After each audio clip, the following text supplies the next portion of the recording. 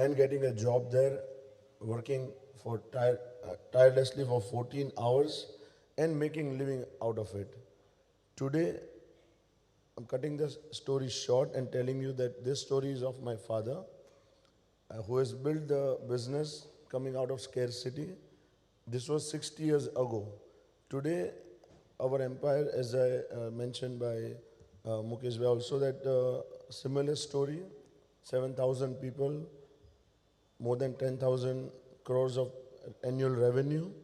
But all this possibility is only because of Gujarat state. This story is not of one individual entrepreneur. We are blessed, we are in Gujarat, and there are hundreds of thousands of such entrepreneurs in our state with similar stories. Why is this possible? Is because if I refer to the sloka I just mentioned, it says, it is from the Bhagavad, it says that it is referring to Lord Krishna, where it says, you are our parents, you are my friend, you are my whole universe, and you are my everything. Similarly, for the business community in Gujarat, Gujarat government is everything. It has been fostering businesses, businessmen, and the ideas behind generating new businesses. We are very fortunate that we are in a state of Gujarat where we can see this progress and growth. If we see Gujarat as a state and a community, Gujarati, is very much entrepreneurial. Similarly, our government is also entrepreneurial and office bearers here are also entrepreneurial. So, any thoughts behind generating business, favoring the business community is always their priority. And that is why we see so much progress in last 5-6 decades in our state. There are, what a business needs is ethical business practices, a leadership role, technology, innovation, hard work, and a risk-taking ability. This is everything is found in Gujarat state. And what a business needs as a resources is capital, manpower, and a favorable condition. These three conditions are also very well set by our government under the leadership of Narendra Modi ji since last, we are saying in 2 decades, and also previous to that. So this condition that is being given to us by our government is very much favorable for any kind of business to take shape in the state of Gujarat, whether it is a need of people, capital, and whether it's a need of support from the government. So we are, as a diamond industry, what a video we saw, it is a capital of diamond production across the world. And now the new industry is taking shape, which is lab grown, is also world's largest in that industry. So we are very much proud that we are part of the Gujarat state, and Vibrant Gujarat 10th Summit is going to take shape. It is a welcoming part that a new business set up in Gujarat, and it is a welcoming community where state also welcomes everybody and people here also welcomes everybody from the outside Gujarat. So you are most welcome, and as our Prime Minister says, Gujarat is not a state, but it is a way of life. So let's celebrate this way of life and embrace new entrance to the community here in our Gujarat state. Thank you very much.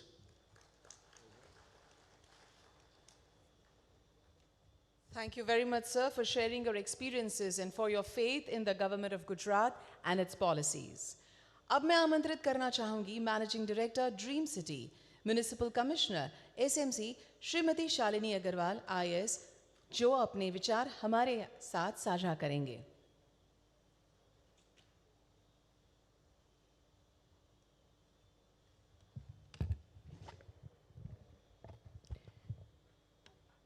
James અને જ્વેલરીના pre vibrant સમિટમાં આપના વચ્ચે ખાસ ઉપસ્થિત ગુજરાત રાજ્યના માનનીય ગૃહમંત્રીશ્રી અને ઉદ્યોગ કક્ષાના રાજ્ય કક્ષાના મંત્રીશ્રી હર્ષભાઈ સંઘવી સાહેબ, અસોકેમના chairman Shri Chintanbhai, industries commissioner Shri Sandeepji, Rameshbhai Vaghasiya, Dineshbhai Navadiya, Shreyanshbhai Dholakiya, Mukeshbhai Patel,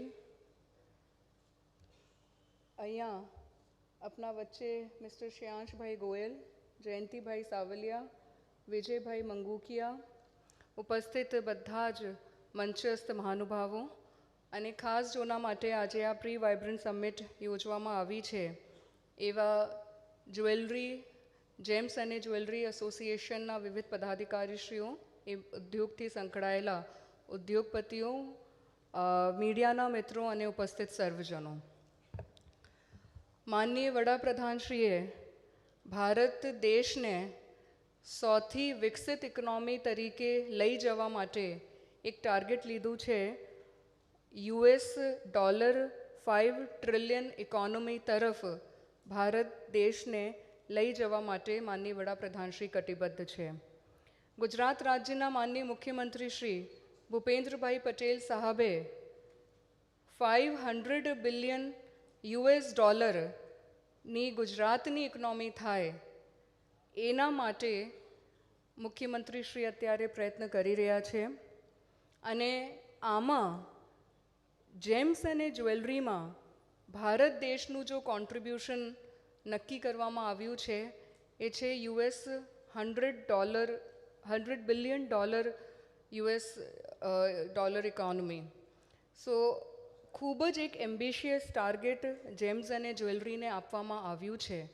અને મને યાદ છે કે 2016માં જ્યારે માનનીય વડાપ્રધાન શ્રી સુરતમાં આવ્યા હતા ત્યારે એમને કીધું હતું કે પોલિશ્ડ ડાયમંડ અને કટ ડાયમંડ્સમાં અત્યારે ભારત અને સુરત સમગ્ર વિશ્વમાં નંબર 1 સ્થાન ધરાવે છે. પણ હવે જરૂરત છે કે મેક ઇન ઇન્ડિયા અંતર્ગત જ્વેલરી બધી જ ઇન્ડિયામાં બનાવવામાં આવે. અને બીજું એમને એક મંત્ર આપ્યું હતું કે ડિઝાઇન ઇન ઇન્ડિયા, યાની જ્વેલરીની જે પણ ડિઝાઇન્સ છે એ પણ ઇન્ડિયામાં બનાવવામાં આવે. એમના માટે બધાને પ્રયત્ન કરવું જોઈએ. અને એમના માટે જ્યારે માનનીય વડાપ્રધાનશ્રી, માનનીય મુખ્યમંત્રીશ્રી હતા ત્યારે સુરત શહેરમાં SEZની સ્થાપના કરવામાં આવી હતી ઈચ્છાપુર ખાતે. અને આમાં બધા જ નેચરલ ડાયમંડ અને લેબ ગ્રોન ડાયમંડ માટેની ફેસિલિટીઝ અને એક બધું જ સરસ world class infrastructure, road, storm water drainage, drains, water supply, એ તમામની સુવિધા SEZમાં ઊભા કરીને બધા ડાયમંડ ઇન્ડસ્ટ્રીને એક પ્લેટફોર્મ ઉપર લાવવા માટેની પહેલ કરવામાં આવી હતી. અને માનનીય વડાપ્રધાનશ્રીના નેતૃત્વ હેઠળ ડ્રીમ સિટીની પણ સ્થાપના કરવામાં આવી હતી. અત્યારે સમગ્ર વિશ્વમાં માનનીય વડાપ્રધાનશ્રીના 2 ઇનિશિયેટિવ્સ ખૂબ જ મોટા પાયા ઉપર જઈ રહ્યા છે, એક ગિફ્ટ સિટી અને એક ડ્રીમ સિટી. અને બંને cities world class infrastructure cities, trading, manufacturing અને ફિનાન્સમાં સમગ્ર વિશ્વમાં પોતાની ઓળખાણ સ્થાપિત કરી રહી છે. 17મી તારીખે ડાયમંડ બુર્જનું પણ માનનીય વડાપ્રધાનશ્રીના હસ્તે ઉદ્ઘાટન થનાર છે. અને ગવર્મેન્ટ ઓફ ઇન્ડિયાએ જેમ્સ અને જ્વેલરીને ખૂબ આગળ વધે એમના માટે ઘણા બધા ઇનિશિયેટિવ્સ લેવામાં આવ્યા છે. આમાં UAE સાથેનું એગ્રીમેન્ટ, કેનેડા, UK, ઇઝરાયલ, આ તમામ કન્ટ્રીઝ સાથેનું free trade agreements for gems and jewellery. Import duty gold અને સિલ્વર ઉપર ઘટાડવામાં આવી છે જેથી કે જેમ્સ અને જ્વેલરી માટે મેટલની પ્રાઇસ ઘટે અને ખૂબ સરળતાથી લોકોને ઉપલબ્ધ થઈ શકે જ્વેલરી ડિઝાઇનિંગ માટે. અને સાથે સાથે કટ, પોલિશ્ડ ડાયમંડ્સ અને લેબગ્રોન ડાયમંડ્સ ઉપરના જો કસ્ટમ ડ્યુટીઝ છે, કલર્ડ જેમ સ્ટોન્સના જો કસ્ટમ ડ્યુટીઝ છે એ પણ ઘટાડવામાં આવ્યા છે જેથી કે ખૂબ મોટા પાયા ઉપર એક્સપોર્ટ થઈ શકે. મને એ પણ કહેતા આનંદ થાય છે કે સુરત જેમ્સ અને જ્વેલરી માટે તો પ્રખ્યાત છે જ, પણ ઓક્સફોર્ડની એક સ્ટડી 2-3 વર્ષ પહેલાં કરવામાં આવી હતી અને આમાં સુરત સિટીને વિશ્વના સૌથી ફાસ્ટેસ્ટ ગ્રોઈંગ સિટી તરીકે નું એમને સ્ટડીમાં પ્રતિસ્થાપિત કરવામાં આવ્યું હતું. અને અત્યારે 2 વસ્તુઓમાં અહીંયા જેમ્સ અને જ્વેલરી અને ડાયમંડ ઇન્ડસ્ટ્રી ખૂબ મોટા પાયા ઉપર કામ કરી રહી છે કે એક તો ખૂબ મોટી સંખ્યામાં લેબરર્સને અહીંયા એમ્પ્લોયમેન્ટ આપી રહી છે. એપ્રોક્સિમેટલી 15 to 17 lakhs લેબરર્સ અહીંયા ડાયમંડ ઇન્ડસ્ટ્રીમાં કામ કરી રહ્યા છે. અને બીજું, સસ્ટેનેબિલિટીના સાથે આ ઇન્ડસ્ટ્રીઝ આગળ વધી રહી છે. એટલે ઇન્ડસ્ટ્રીઝ ઇલેક્ટ્રિસિટી કન્ઝપ્શન માટે સોલર અને વિન્ડ પાવરને યુઝ કરીને ક્લાઇમેટ ચેન્જ એક્શન્સ જો ઇનિશિયેટિવ્સ છે અને એમાં પણ ભારતના જો કમિટમેન્ટ્સ છે એના આગળ આ ઇન્ડસ્ટ્રીઝ કામ કરી રહી છે. પણ માનનીય મુખ્યમંત્રીશ્રીએ શહેરોના વિકાસ ઉપર ખૂબ મોટી સંખ્યામાં ઇન્ફ્રાસ્ટ્રક્ચર ડેવલપમેન્ટ થાય એમના માટે જો 2023 ચોઈસનું બજેટ હતું, આમાં શહેરી વિકાસ માટે 35% જેટલું બજેટ વધારવામાં આવ્યું હતું. 14,000 કરોડથી 19,000 કરોડના બજેટ વધારવામાં આવ્યા હતા. અને માનનીય વડાપ્રધાનશ્રીએ smart city initiatives, 15th finance commission, Amrut યોજના એવા તમામ યોજનાઓમાં ખૂબ મોટા પાયા ઉપર સુરત સિટીને ફંડ્સ મળી રહ્યા છે અને એમના કારણે ખૂબ wide world class infrastructure Surat સિટીમાં ઉપલબ્ધ થઈ શકે એમના માટે ભારત સરકાર અને રાજ્ય સરકાર અને માનનીય મંત્રી શ્રી હર્ષભાઈ સંઘવી સાહેબનું પણ અમને સતત માર્ગદર્શન મળતું રહ્યું છે. એટલે ખૂબ જ સારું વર્લ્ડ ક્લાસ ઇન્ફ્રાસ્ટ્રક્ચર અહીંયા ઇન્ડસ્ટ્રીઝને મળે, જો લેબરર્સ બહારથી માઇગ્રેટ કરીને આવી રહ્યા છે એમનું ક્વોલિટી ઓફ લાઈફ સારી મળે એમના માટે સુરત શહેરમાં ઘણા બધા ઇનિશિયેટિવ્સ લેવામાં આવી રહ્યા છે.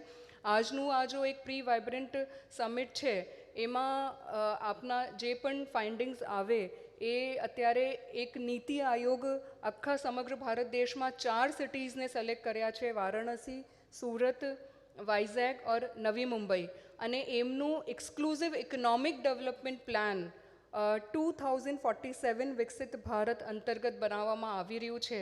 એટલે આજના જે ફાઇન્ડિંગ્સ હશે એ અમે માનનીય મંત્રીશ્રીના સમક્ષ રજૂ કરીને અને પછી નીતિ આયોગના સમક્ષ પણ રજૂ કરીશું. અને આ બધા જ મળીને સરકારશ્રીના સાથે અને કોર્પોરેશનના સાથે સુરત શહેરને ઓર જેમ્સ અને જ્વેલરીની ડાયરેક્શનમાં, કટ અને પોલિશમાં ઓલરેડી ફર્સ્ટ છે, લેબ્રોનમાં ફર્સ્ટ છે, પણ હવે જેમ્સ અને જ્વેલરીમાં ફર્સ્ટ લઈ જઈએ એમના માટે આપણે બધા મળીને પ્રયત્ન કરીએ. Thank you so much.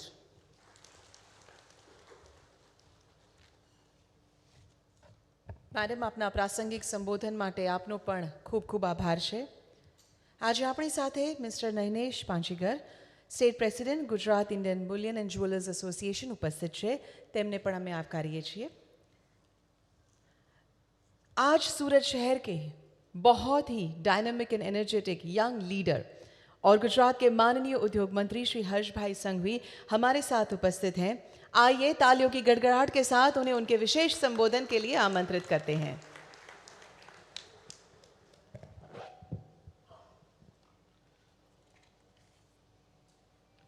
दसमी प्री वाइब्रન્ટ गुजरात ग्लोबल समिट में जेम्स एंड ज्वेलरी सेक्टरना सौ महानुभावों हूँ आज सूरतनी धरती पर स्वागत करूँ छूँ.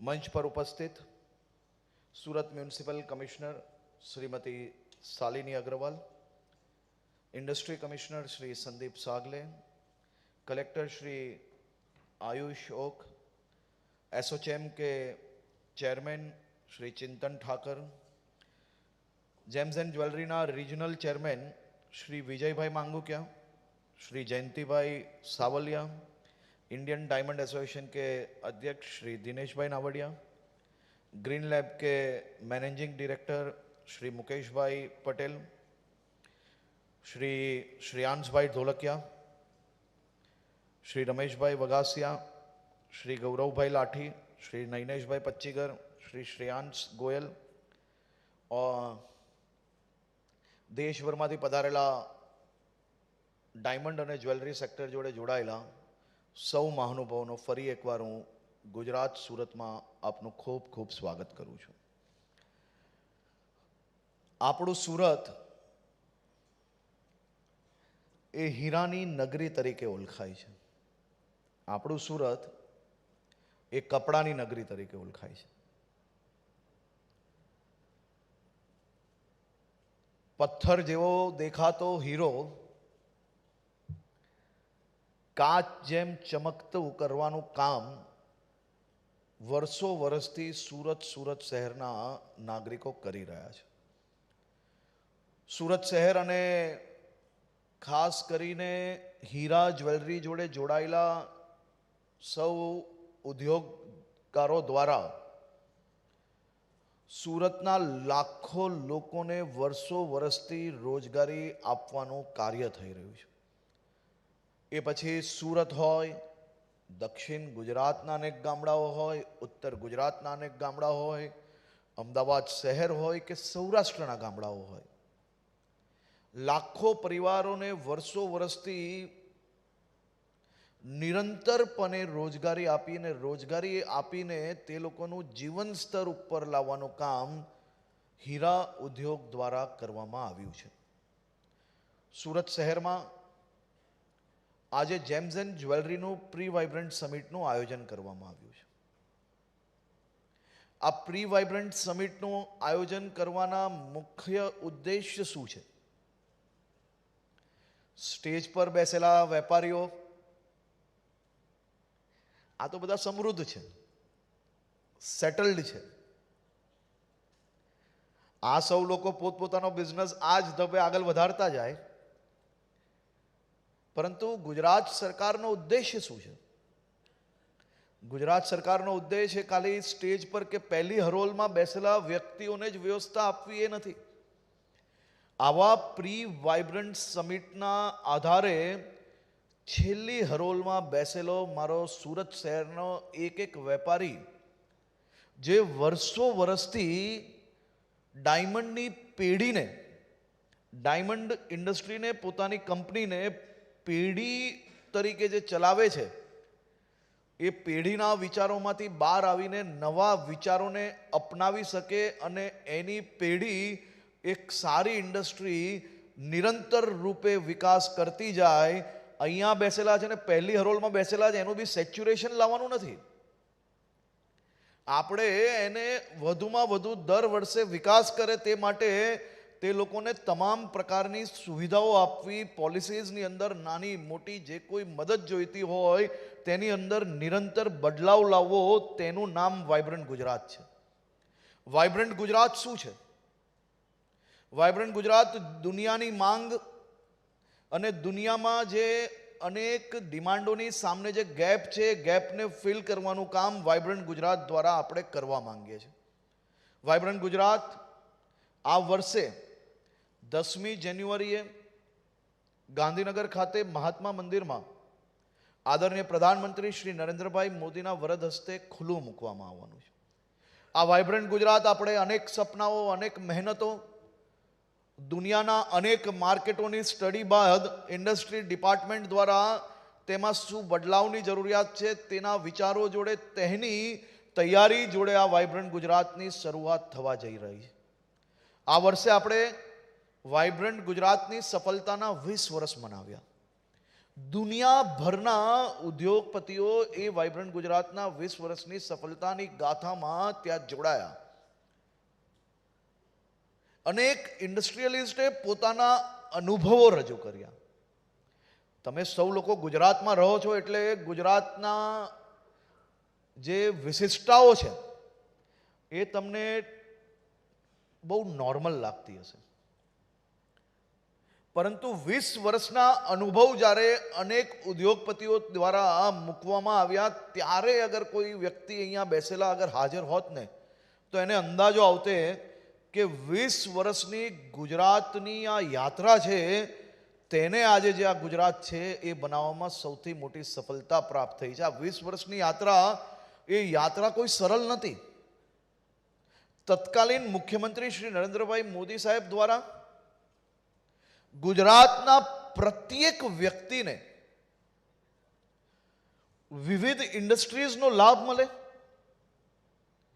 રોજગારીની તકો જે ઊભી થાય તેમાં યુવાનોને સૌથી વધારે તેનો લાભ મળે, તે માટે આ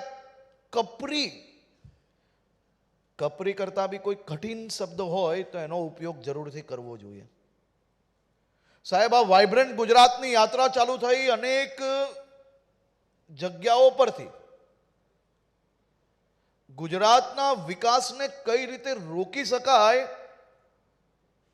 તે માટે નવા દરરોજ ગુજરાતને બદનામ કરવા માટેનો કોઈ પ્રયત્ન છોડવામાં નહીં આવતો હતો. તેની વચ્ચે ગુજરાતના સૌ નાગરિકોએ અને દેશના લોકપ્રિય પ્રધાનમંત્રી આદરણીય મોદીજીએ આ કઠિન યાત્રાની શરૂઆત કરી અને આજે આપણું ગુજરાત આ સ્તર પર પહોંચ્યું છે. તેનું કારણ આપણે સૌ ગુજરાતીઓએ 20 વર્ષ રાત દિવસ જોયા વગર મહેનત કરી છે. અનેક લોકો ગુજરાત પર પ્રશ્નાર્થ કરતા હોય છે. ભાઈ, આ પ્રશ્ન કેના માટે?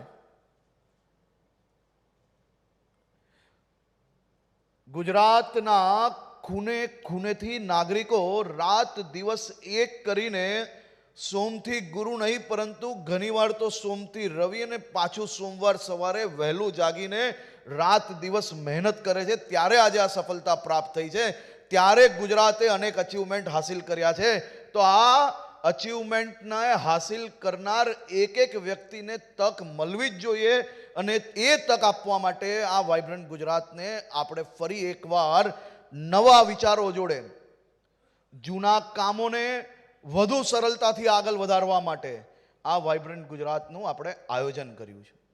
જેમ્સ એન્ડ જ્વેલરીના સેક્ટર જોડે જોડાયેલા ખૂબ મહત્વના લોકો આજે અહીંયા અલગ અલગ સેશનમાં પોતાના અનુભવો, ઇન્ટરનેશનલ લેવલ પર માર્કેટની અંદર હજી વધુ સ્પેસ જે છે એ સ્પેસમાં આપણે લોકો કઈ રીતે એની અંદર સેટ થઈ શકીએ તે માટેના અનેક સેશનો આજે આયોજન કરવામાં આવ્યા છે. આ ઇનોગ્રેશન સેશનમાં કદાચ તમે ધ્યાન નહીં આપશો તો બહુ નુકસાન નહીં થાય, પરંતુ સેશન જે છે એ આખા દિવસના બીજા સેશનો છે તે જરૂરથી તમે સૌ લોકો અટેન્ડ કરશો તેવો મને 100% વિશ્વાસ છે. આપણું સુરત દુનિયામાં ચમકતા હીરાઓમાંથી 80% હીરા ઘસવાનું કામ એ ગુજરાતમાં થાય છે, અને આપણા સૌ માટે ગૌરવની વાત હોવી જોઈએ. અહીંયા અનેક લોકો એવા હશે કે જેને અલગ અલગ રાજ્યોમાંથી ફેક્ટરીઓ સુરતમાં કે ગુજરાતમાં શિફ્ટ કરી હશે. કોઈ એક દાખલો એવો નહીં હોય કે ગુજરાતમાં ઇન્ડસ્ટ્રી સ્થાપિત કર્યા પછી તેને કોઈ બી પ્રકારનું સરકારી કે લોકલ કોઈ બી લોકો દ્વારા કોઈ બી પ્રકારની હેરાનગતિ કરવામાં આવી હોય. ગુજરાત રાજ્ય એ તમામ ઇન્ડસ્ટ્રીઝના સ્વાગત માટે તૈયાર છે, અને અમે આ સેશન્સ એટલા માટે આયોજન કરીએ છીએ કે ઘણા એવા વિષયો હશે કે જે તમારા મનમાં હશે, ઘણા એવા વિષયો એવા હશે કે જે બદલવાની જરૂર હશે. તો આ સરકાર આદરણીય મુખ્યમંત્રી શ્રી ભૂપેન્દ્રભાઈ પટેલના માર્ગદર્શનમાં દરરોજ નવું શીખે છે, અને અમે શીખીને તમારા સૌ માટે એ કામગીરી કરવા માટે હંમેશા તૈયાર છે. અમે કાન ખુલ્લા રાખીને, આંખ ખુલ્લી રાખીને આપ સૌ સમક્ષ એટલા માટે આવીએ છીએ કે અમે તમને માત્ર કહેવા નથી આવતા, અમે તમારી પાસેથી કંઈક સાંભળીને રાજ્યની અંદર એ ઉતારવા માટે આવા સેશન્સ દ્વારા ગુજરાતના નાગરિકોને કંઈક નવું આપવાનો પ્રયાસ કરીએ છીએ. સુરત ડાયમંડ બોર્સ,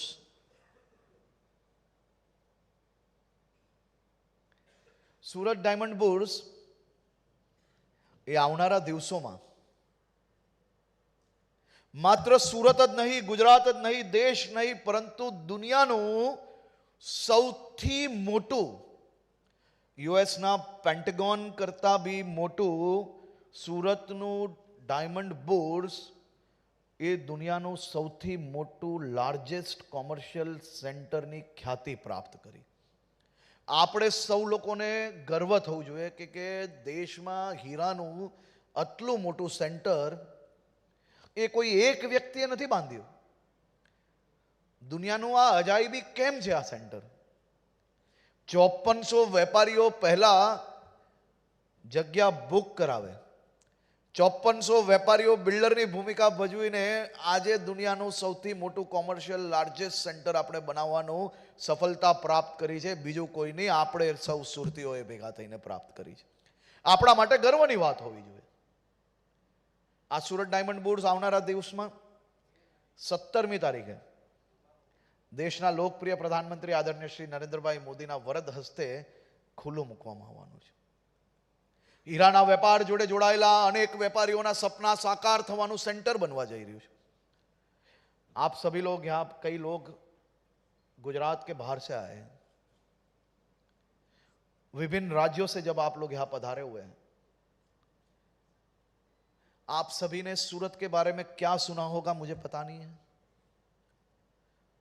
जो सालों के बाद आज सूरत आए होंगे, उन्होंने अगर एयरपोर्ट से उतरे होंगे और एयरपोर्ट से यहाँ तक आते हुए रोड अगर देखे होंगे, तो मैं जरूर से ये मान रहा हूं कि उन्हें सूरत का अंदाजा जरूर से आ गया होगा.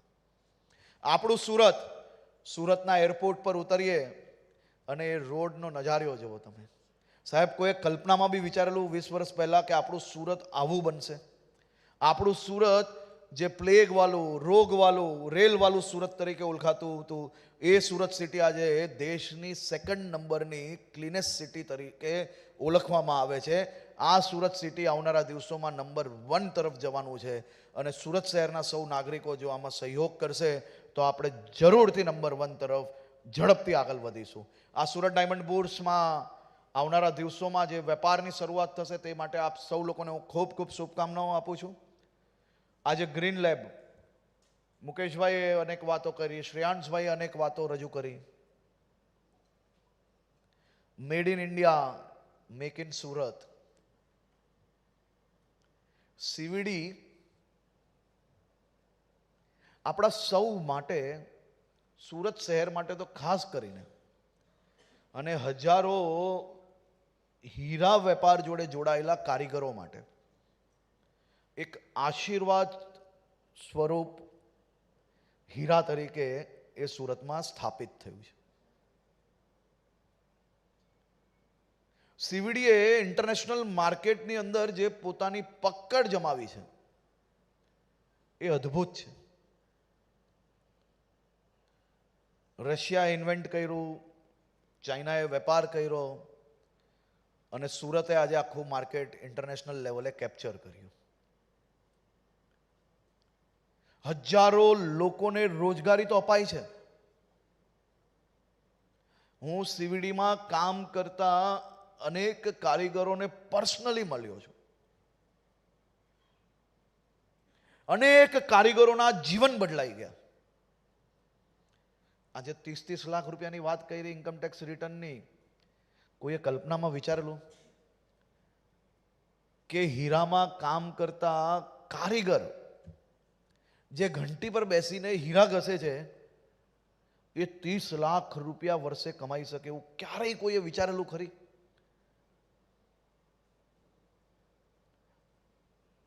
આટલો મોટો સ્કોપ, અને એ સ્કોપમાં સૌથી વધારે અગર કોઈને બેનિફિટ હોય તો એ આપણે સૌ લોકોને, ઇન્ડિયાને બેનિફિટ છે. રિયલમાં તો માર્કેટ આપણા હાથમાં છે જ, સીવીડીનું માર્કેટ બી આપણા હાથમાં જ રહે તે માટે આવનારા દિવસોમાં અમે તમામ લેવલ પર એની જે પોલિસીસ છે, એના માટે જે નાની મોટી જે વેપારીઓને જે મદદની જરૂર હોય એ તમામ દિશામાં રાજ્ય સરકાર દ્વારા કેન્દ્ર સરકારના સંકલનમાં રહીને એના ઉપર બી કામગીરી કરવામાં આવી રહી છે. સીવીડીને એક મોટું જમ્પ તો દેશના લોકપ્રિય પ્રધાનમંત્રી યુએસની વિઝિટ પર હોય, યુએસના ફર્સ્ટ લેડીને 7.5 કેરેટનો સીવીડી હીરો જ્યારે ભારત તરફથી ભેટ આપવામાં આવે, અને અમારા સૌ માટે ગર્વની વાત છે કે એ હીરો અમારા સુરતમાં, આપણા સૌના સુરતમાં ઘસાયો હોય અને સુરતથી દેશના રાજધાની તક અને રાજધાનીથી દેશને, દુનિયાની રાજધાની એટલે કે અમેરિકા સુધી પહોંચે અને ફર્સ્ટ લેડીને ગિફ્ટ અપાય, એ આપણા સૌ માટે ગર્વની વાત છે. આ બ્રાન્ડ સુરત તરફ આપણે આગળ વધી રહ્યા છે અને એ બ્રાન્ડ સુરત બનાવવા માટે આપણે સૌ લોકો હંમેશા સંયુક્ત રહીને એકબીજાની કોમ્પિટિશનમાં માર્કેટ કાંઈ ક્લેશ ના થઈ જાય તેની સૌ ચિંતા કરો, તેવી બી હું આપ સૌ લોકોને અપીલ કરું છું. માર્કેટ જ્યારે સંપૂર્ણ હાથમાં હોય તો ઇન્ટરનેશનલ લેવલ પર એકબીજાની એવી કોમ્પિટિશન ના થાય કે જેના કારણે ક્લેશ થાય માર્કેટ, તે જરૂરથી વિચારવું જોઈએ. રિયલ ડાયમંડ્સ અને સીવીડી આ બેઉ ગુજરાત અને સુરત માટે ખૂબ મહત્વનું છે. આ બેઉ ઉદ્યોગો માટે ગુજરાત સરકાર હંમેશા તત્પર છે. જ્વેલરીની વાત કરીએ, જ્વેલરી માટે સુરતના ઈચ્છાપુરમાં જે રાજ્ય સરકાર દ્વારા જગ્યા અપાઈ અને આજે ઈચ્છાપુરની અંદર ખૂબ મોટા સેન્ટર્સ જ્વેલરી મેન્યુફેક્ચરિંગના એક પછી એક ખોલવામાં આવે છે. હવે હું મુંબઈવાલાને વિનંતી કરું છું, આ હીરાની ઓફિસ જોડે જોડે જ્વેલરીની ફેક્ટરી બી સુરતમાં શિફ્ટ કરી લો. કોઈ પ્રકારની તકલીફો નહીં, તમારે બધું શાંતિથી અહીંયા વેપાર ચાલશે, સેફટી માટે કોઈ ચિંતા નથી. અને મોદી સાહેબ હવે તો બુલેટ ટ્રેન મૂકે છે. તમારા બોમ્બે સેન્ટ્રલથી બોરીવલી શિપ્સ તક પહોંચો તેની પહેલાં જો બુલેટ ટ્રેનમાં બેસો તો સુરત પહોંચી જશો, એટલે તમને કોઈ પ્રકારની ચિંતા નહીં, અને ઘરે પાછા સમયસર પહોંચશો. એટલે સુરત એ બોરીવલી શિપ્સમાં કામ કરવા કરતાં તમારા માટે મોટું ઓપ્શન છે. અને આ ઓપ્શનને મારું તમને એક ઇન્વિટેશન સમજજો, અને આ ઇન્વિટેશનને તમે સૌ લોકો સ્વીકારશો તેવો મને 100% વિશ્વાસ છે. તમે કાઉન્ટ કરી લેજો, બોમ્બે સેન્ટ્રલથી બોરીવલી શિપ્સ પહોંચતા કેટલી વાર લાગે આશરે? હા, કેટલા કલાક? અને બુલેટ ટ્રેન બોમ્બેથી સુરત કેટલી વારમાં પહોંચવાની? હા, 1 કલાકમાં 40 મિનિટ. એટલે ઘરેથી બહાર નીકળશો ને તેની પહેલાં સુરત પહોંચી જશો. તો સુરત સારું ભાઈ, તમે બધા આવી જાઓ, અને અહીંયા અમે તમને બધી જ પ્રકારની વ્યવસ્થા આપશો. તમને બધી જ પ્રકારની વ્યવસ્થાઓ જોડે જોડે ગુજરાતના ગૃહમંત્રી તરીકે એક વસ્તુ હું આપને 100% કહી શકું કે ગુજરાતમાં ઇન્વેસ્ટ કરેલો એક રૂપિયો તમારો જીવનભર સુરક્ષિત છે.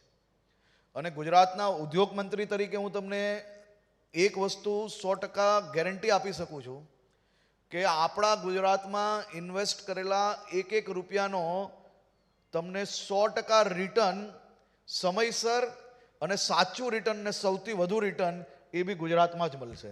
તેથી ગુજરાતમાં તમે સૌ લોકો જરૂરથી પધારો. તમે બધા ગુજરાતીઓ જ છો એટલે બીજું કંઈ કહેવાનું ના હોય. અને બીજા બધા વેપારીઓ જ છે.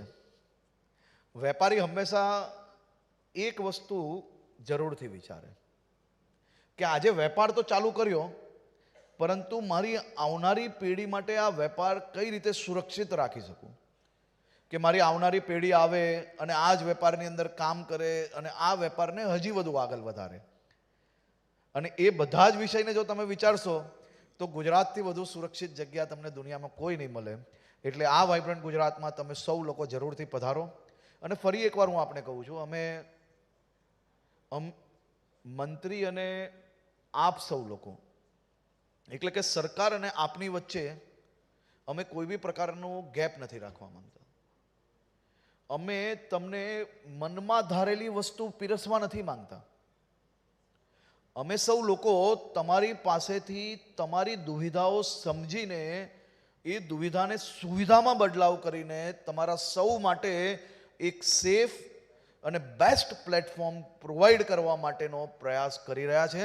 તમારા મનમાં કોઈ બી પ્રકારની ફરિયાદ સૂચનો હોય તો એ જરૂરથી રાજ્ય સરકારને આપજો. રાજ્ય સરકાર એની ઉપર ગંભીરતાપૂર્વક કામ કરશે, અને તમારા એક સૂચનોને અમે સૌ લોકો 100% પાલન કઈ રીતે થાય અને એ પાલન કરીને તમને સૌ લોકોને વધુમાં વધુ ઝડપથી તમારો ઉદ્યોગ કઈ રીતે વિકસાવી શકો તે માટે પ્રયત્નશીલ આ સરકાર છે. ભૂપેન્દ્રભાઈ પટેલના માર્ગદર્શનમાં આપ સૌ લોકોને તમામ સુવિધાઓ અહીંયા પુરવાર કરવા માટે અમે લોકો સૌ તૈયાર છીએ.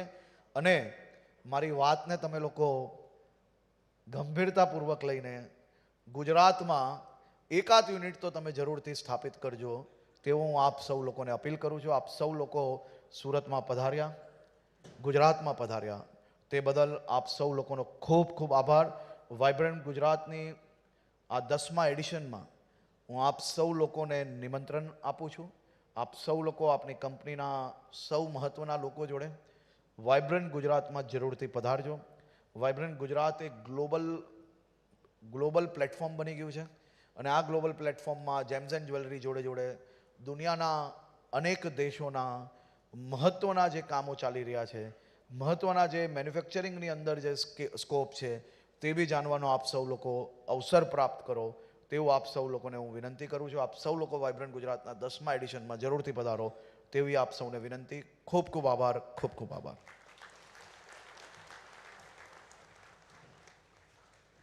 માનનીય મંત્રી શ્રી, આપના પ્રોત્સાહનપૂર્ણ શબ્દો, આપના સચોટ માર્ગદર્શન, શુભેચ્છાઓ અને આપની પ્રેરક ઉપસ્થિતિ માટે અમે પણ આપના ખૂબ ખૂબ આભારી છીએ. I now welcome Shri Ramesh Waghasia, President, South Gujarat Chamber of Commerce and Industry, to kindly extend the vote of thanks.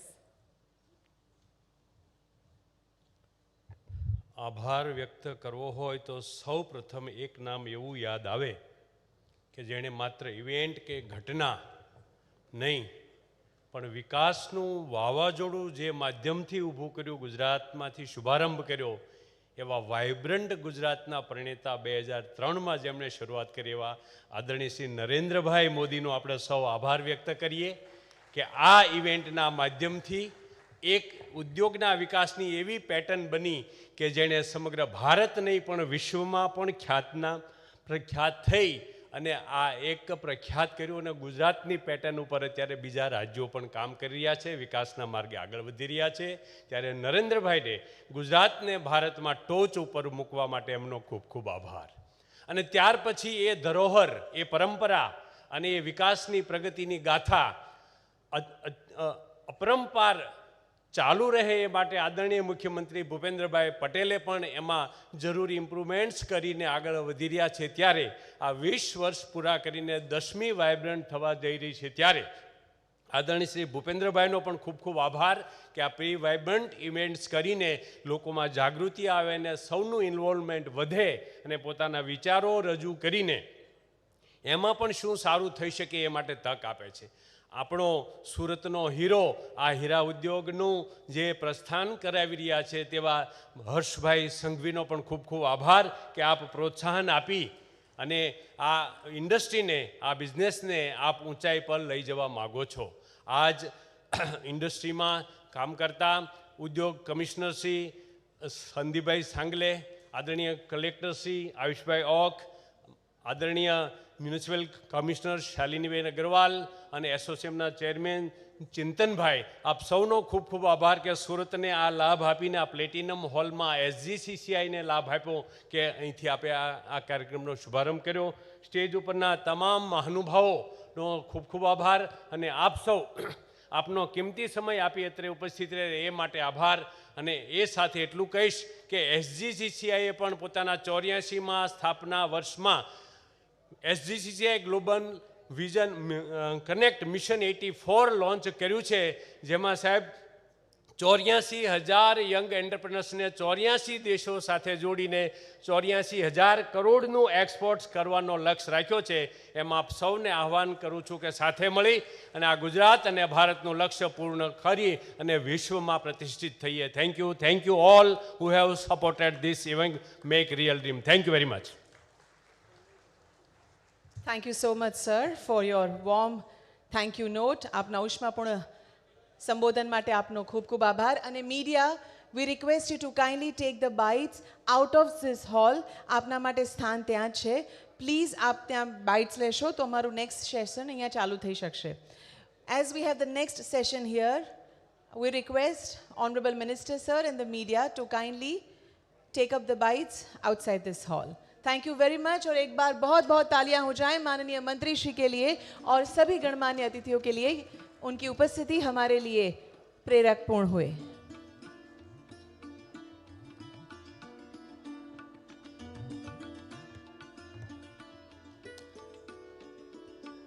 We now move towards the first session of the day, that is Building Brilliance, Gujarat's Vision for 2047 and beyond.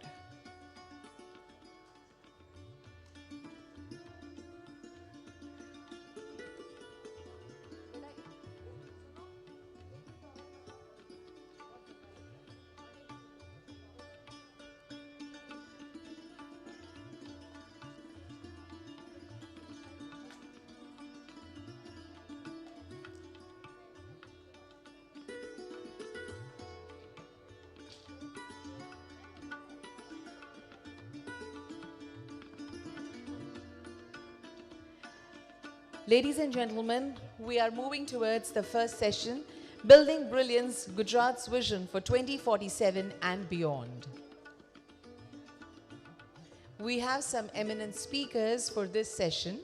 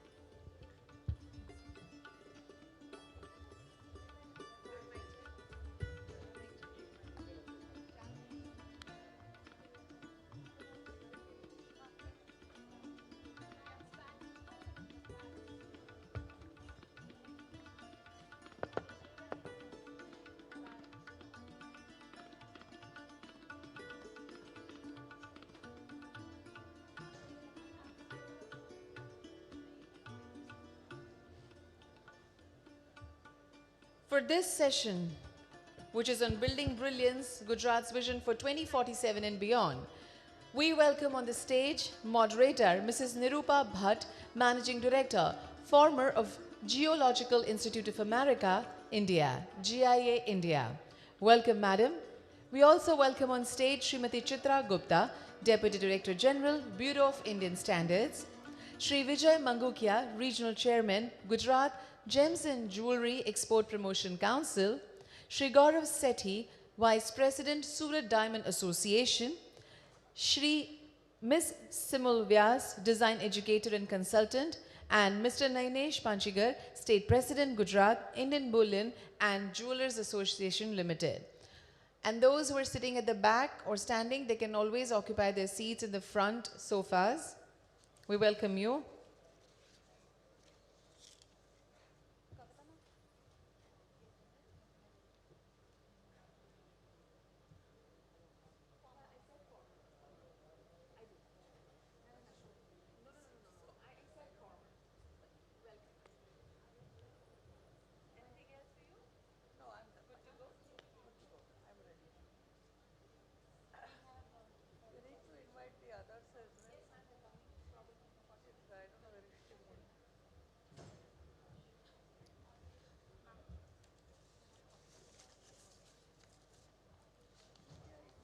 On this stage, we welcome Mrs. Nirupa Bhatt, former Managing Director, GIA, Srimati Chitra Gupta, Shri Vijay Mangukia, Shri Gaurav Sethi, Ms. Shimul Vyas, and Mr. Nainesh Panchigar.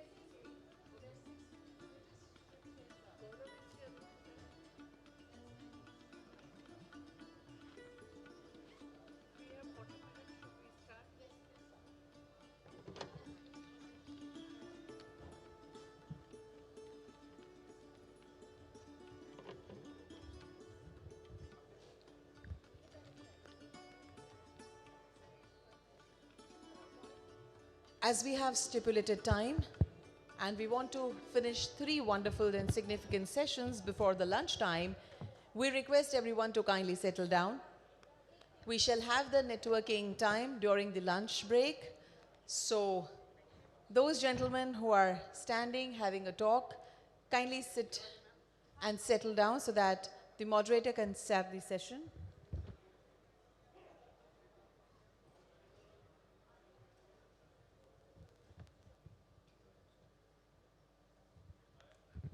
All yours, madam. Namaste. Good morning, everyone. I hope you all are ready to listen to the stalwarts here. I want to thank the Vibrant Gujarat organizers for giving us the opportunity to be here. આપને બધારે મળવાની અમને તક મળી એ બદલ ઓર્ગેનાઇઝર્સનો ખૂબ ખૂબ આભાર. હરેક સંબંધમાં આપણે જરૂરી થઈ જાય છે કે એમાં ઇન્વેસ્ટ કરીએ અને એને પર ધ્યાન આપીએ.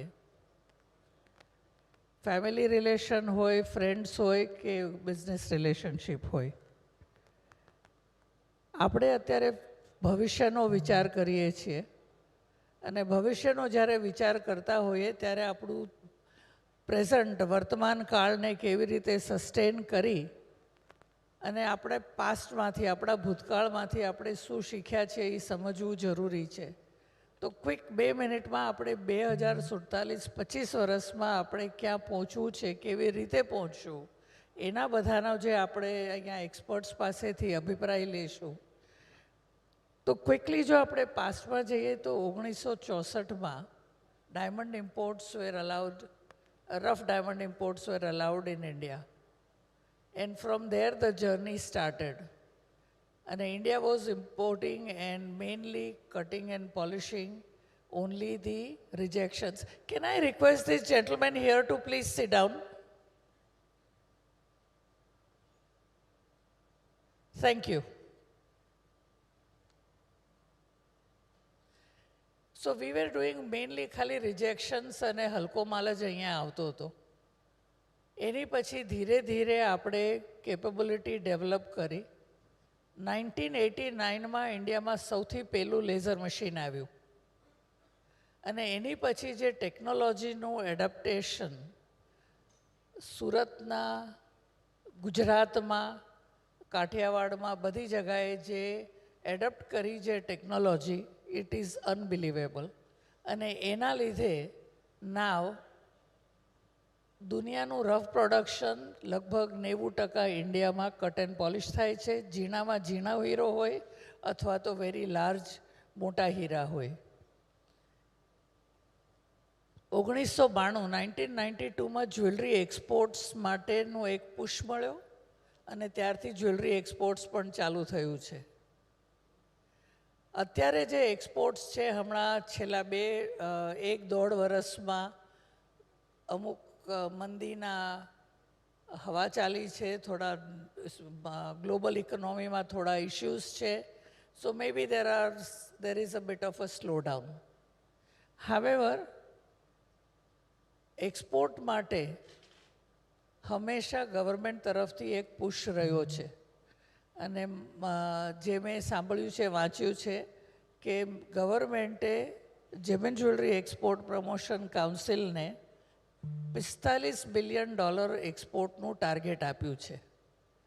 તો આપણે અહીંયા પહેલાં વિજયભાઈ, તમે રિજનલ ચેરમેન છો, તો તમને પૂછવું છે કે તમે કેવી રીતે ઇન્ડસ્ટ્રીને સપોર્ટ કરશો, તમારો શું અભિપ્રાય છે કે ઇન્ડસ્ટ્રી કેવી રીતે આ ટાર્ગેટ અચીવ કરવામાં પોતાનું contribution, or how can they achieve this target?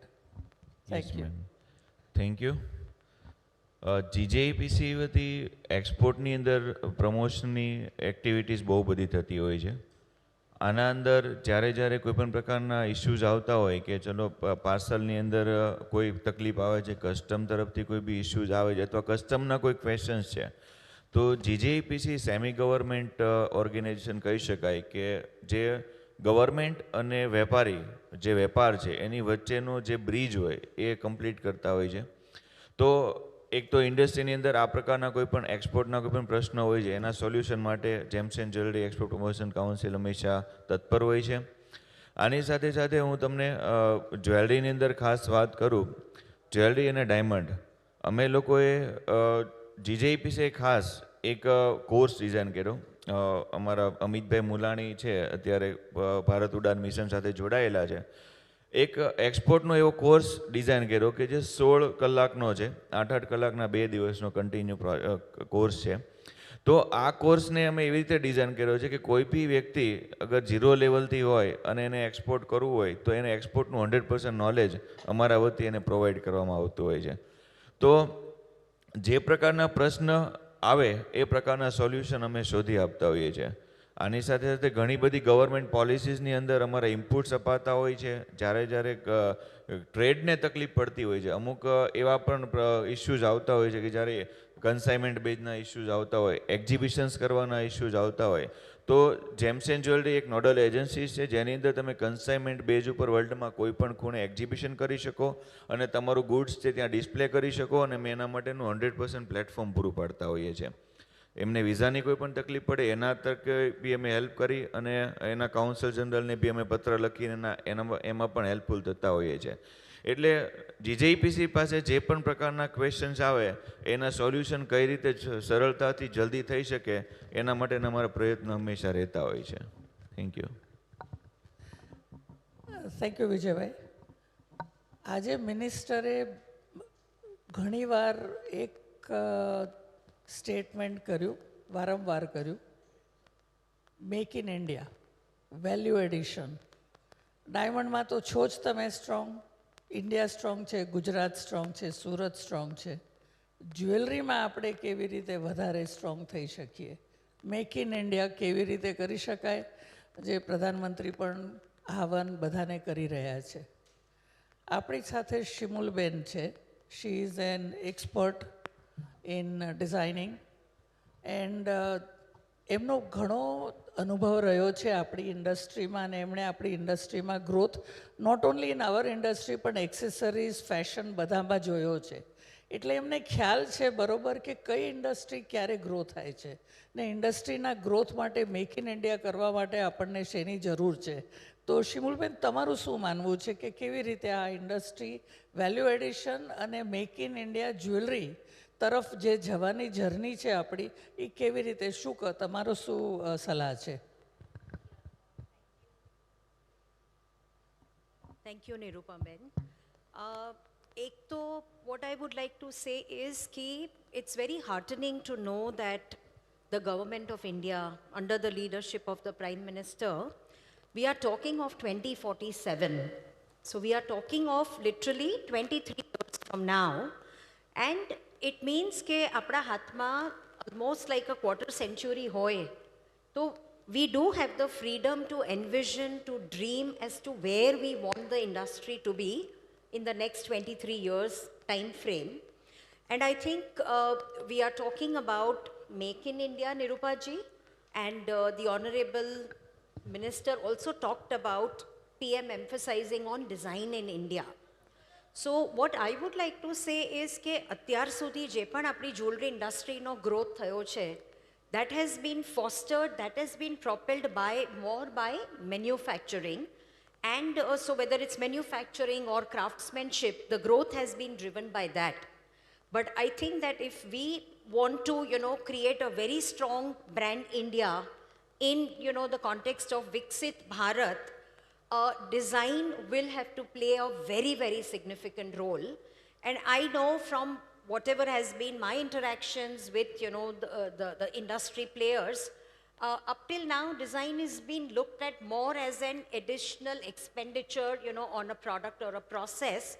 But I think if we formally integrate design in different levels of the value chain, the value that we are going to create is going to rise many folds. So my submission to the industry would be to start looking at design, and design can bring about a tectonic, a pivotal shift in, the kind of growth that we are looking at targeting. The other thing I want to say about design is that I think at a general level, design is understood in a very, very limited way.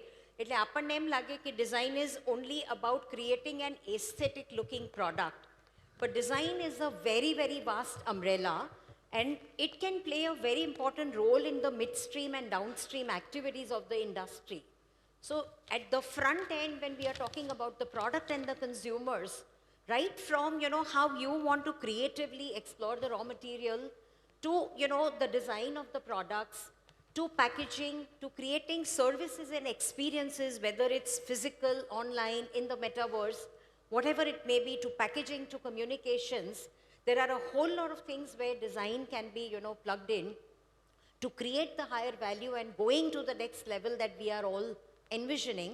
And I'll just take half a minute more of your time, Nirupaji. And at the back end, I think design can also play a very important role in designing of tools, in designing of, very clean, very productive, very good, safe workplaces for our karigars and so on, because we all would agree that largely our industry still exists in the unorganized sector. And, looking after the well-being of the artisans is also as important. Yeah, and finally, the comfort, the variability aspect, the ergonomics, what we both were discussing yesterday. So I think design right, at different levels of the value chain, it has a major role to play. And my submission would be to, start integrating design and looking at it as a very, very vital input for the industry. Thank you, Shimul. Shimul talked about that design is not just the aesthetic or look. She mentioned about the quality of the piece. ક્વોલિટીની જ્યારે વાત કરીએ ત્યારે standards મગજમાં આવે કે quality standard શું છે. We have Mrs. Chitra Gupta here with us, and I would like to understand from her if there are standards, what is the government's view on the standards being practiced, adhered by the Indian gem and jewellery industry. Good morning, and thank you, Ms. Nirupa. First of all, I would like to thank ASSOCHEM and Gems and Jewellery Association for giving me, BIS, this opportunity to be present here. And I don't know how many of you are aware about what BIS does. Bureau of Indian Standards, which is our national standard body of India. We make standards in all sectors, including your precious metals. And all our standards are voluntary. We make them mandatory whenever government feels some of the aspects with respect to the public health or environment or consumer safety, where the standard is to be made mandatory. Now coming to the jewelry aspect, I'll just go brief history how we came into the hallmarking. And one thing I will say when we talk of quality, we have been doing certifying the quality of products with the various Indian standards since 1950s. But what we started for gold jewelry, that is in the year 2000, and that too at the behest of the RBI when they wanted that the gold that we have in country should have some standard and there should be some certification, we started with the hallmarking scheme. And we have been doing survey all across India, and we find that people know more about hallmark than about our ISI mark, which has been there for last 75 years. But people are more aware about hallmark, which is there for almost 2 decades.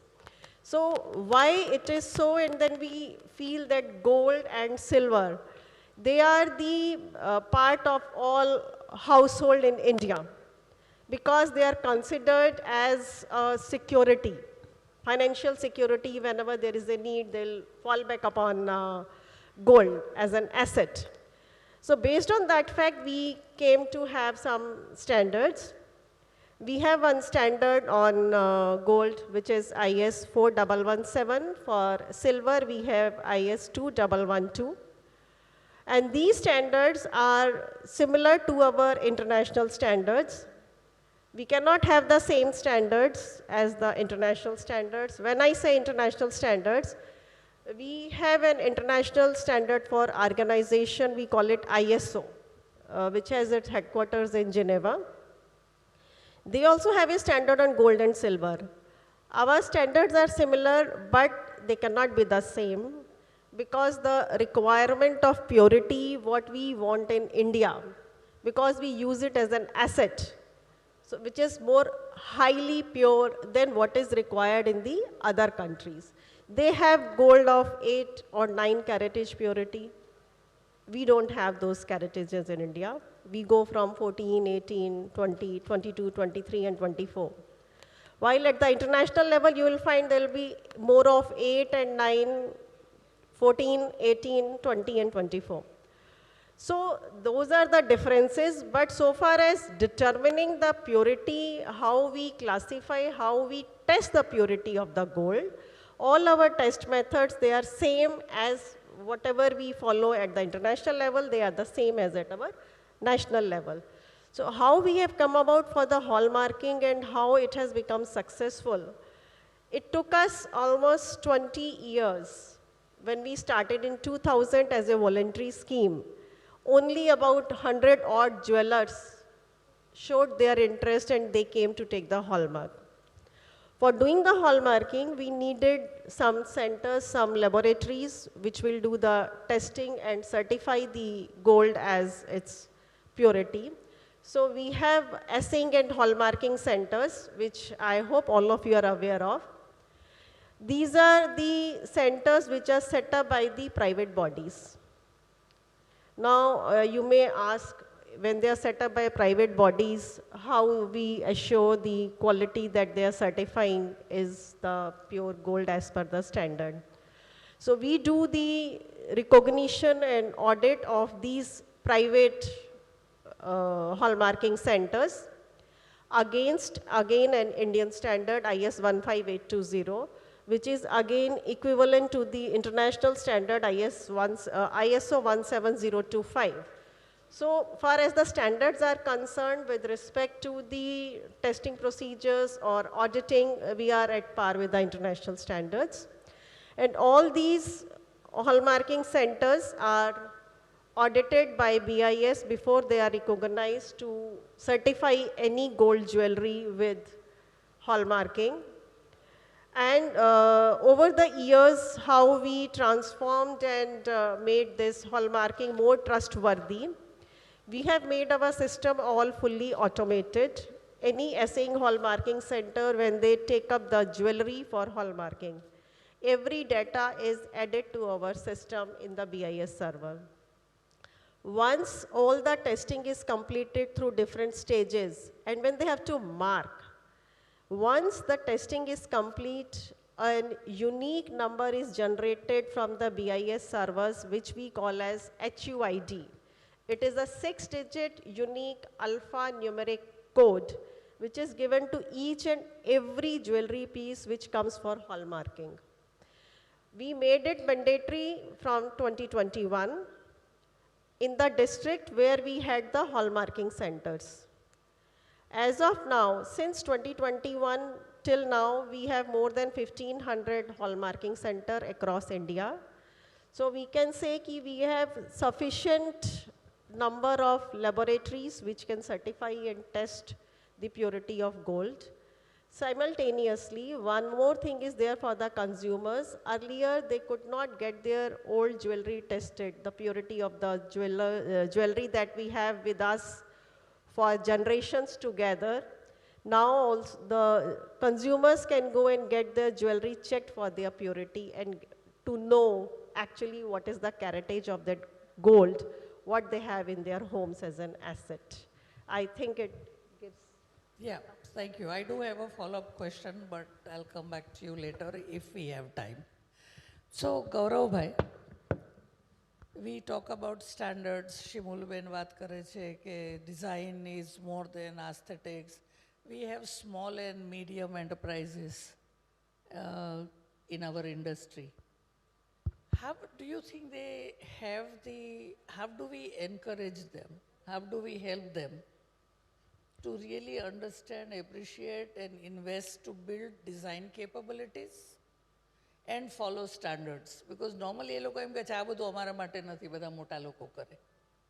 તો તમારું as a head of the Surat diamond association તમને શું લાગે છે શેની જરૂર છે આપણા અહીંયાના જે મેન જ્વેલરી જે ઇન્ડસ્ટ્રી જો જ્વેલરી વધારે બનાવી હોય કે how will they focus on the quality and standards not just for India. We are now talking of make in India for the global market. તો તમારો શું અભિપ્રાય છે એમાં? देखिए, इसमें कई बातें हैं.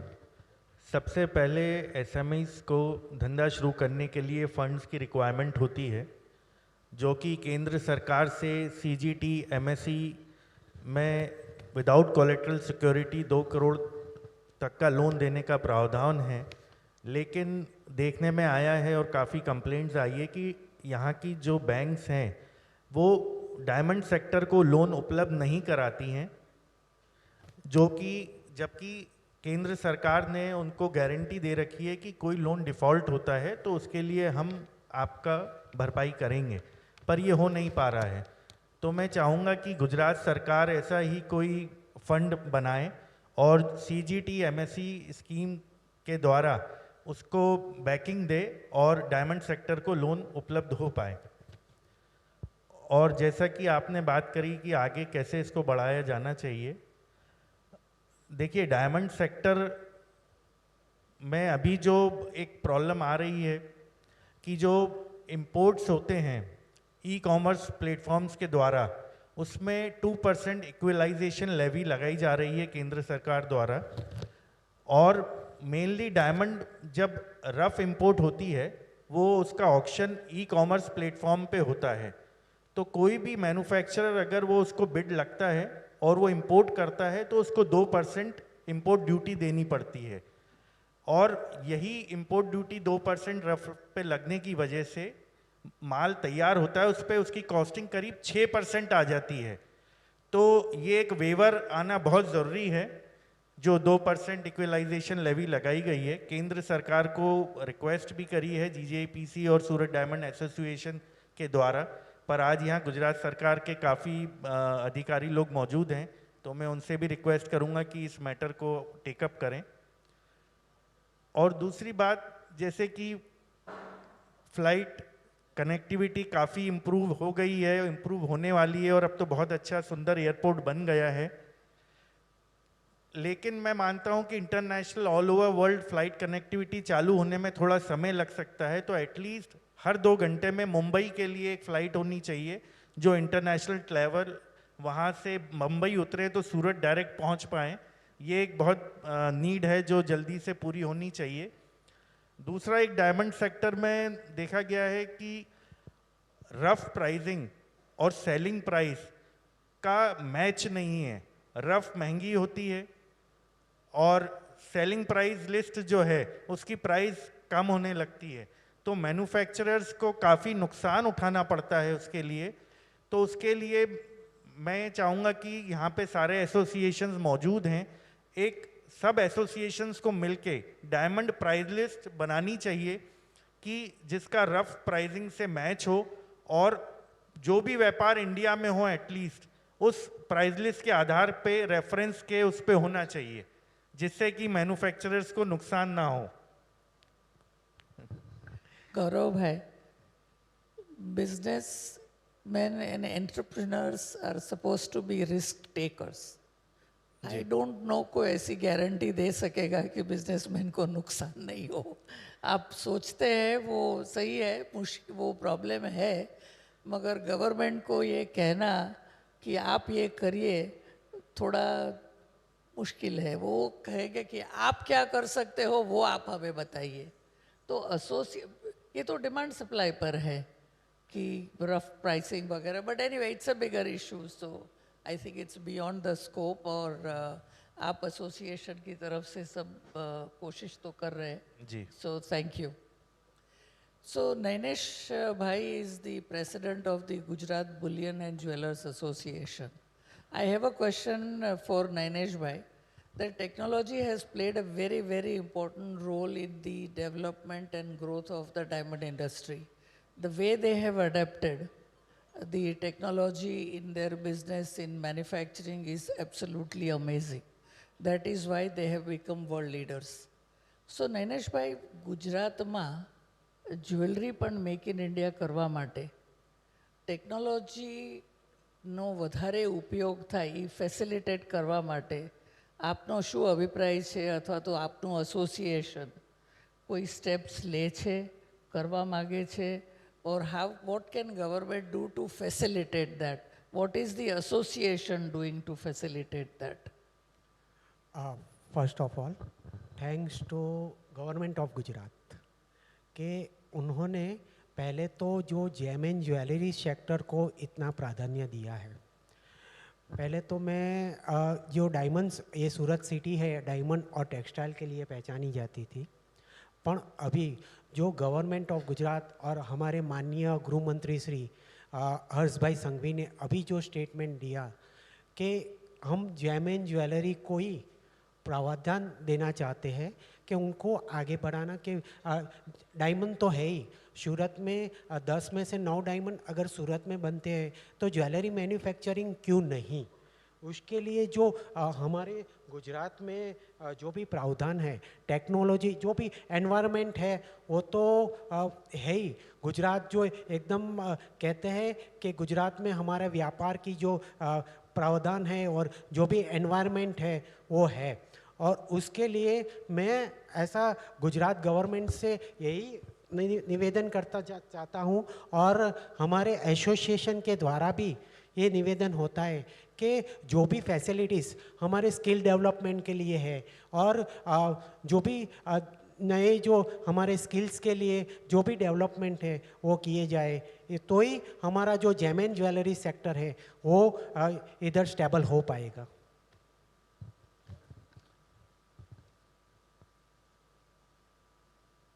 Thank you, Danish bhai.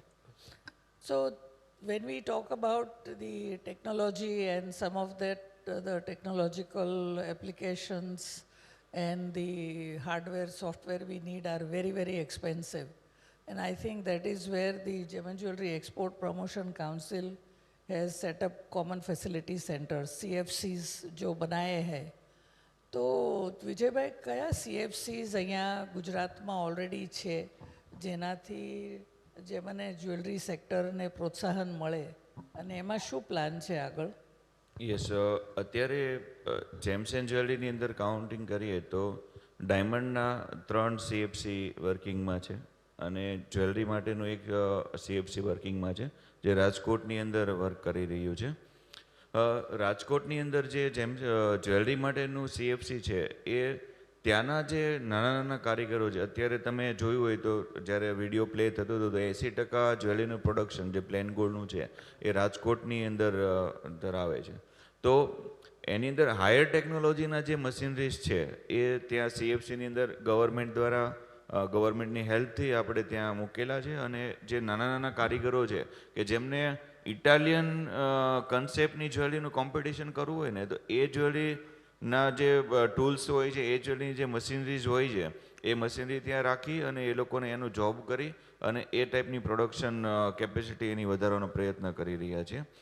અને ડાયમંડની અંદર તમે જોયું હોય તો જુનાગઢ છે, અમરેલી છે અને વિસનગરથી અત્યારે પાલનપુર આપણે CFC ડાયવર્ટ કરેલું છે. તો આની અંદર જે ડાયમંડ કટિંગ માટે જે 4P અને લેસર ટેકનોલોજીનો ઉપયોગ થાય છે એના મશીન્સ ત્યાં મૂકી અને જ્યાં ત્યાંના નાના નાના કારખાનાઓ છે કે જે લોકો 3 થી 4 ઘંટી ધરાવતા હોય, ત્યાંથી 50 ઘંટી ધરાવતા કારીગરો જે કારખાનાના માલિકો હોય એમની પાસે આવી ટેકનોલોજી વસાવવાનો ઇન્વેસ્ટમેન્ટ ના હોય તો એ લોકો અહીંયા જોબ કરાવી અને આને વર્કઆઉટ કરી અને આ કામ કરી શકતા હોય છે.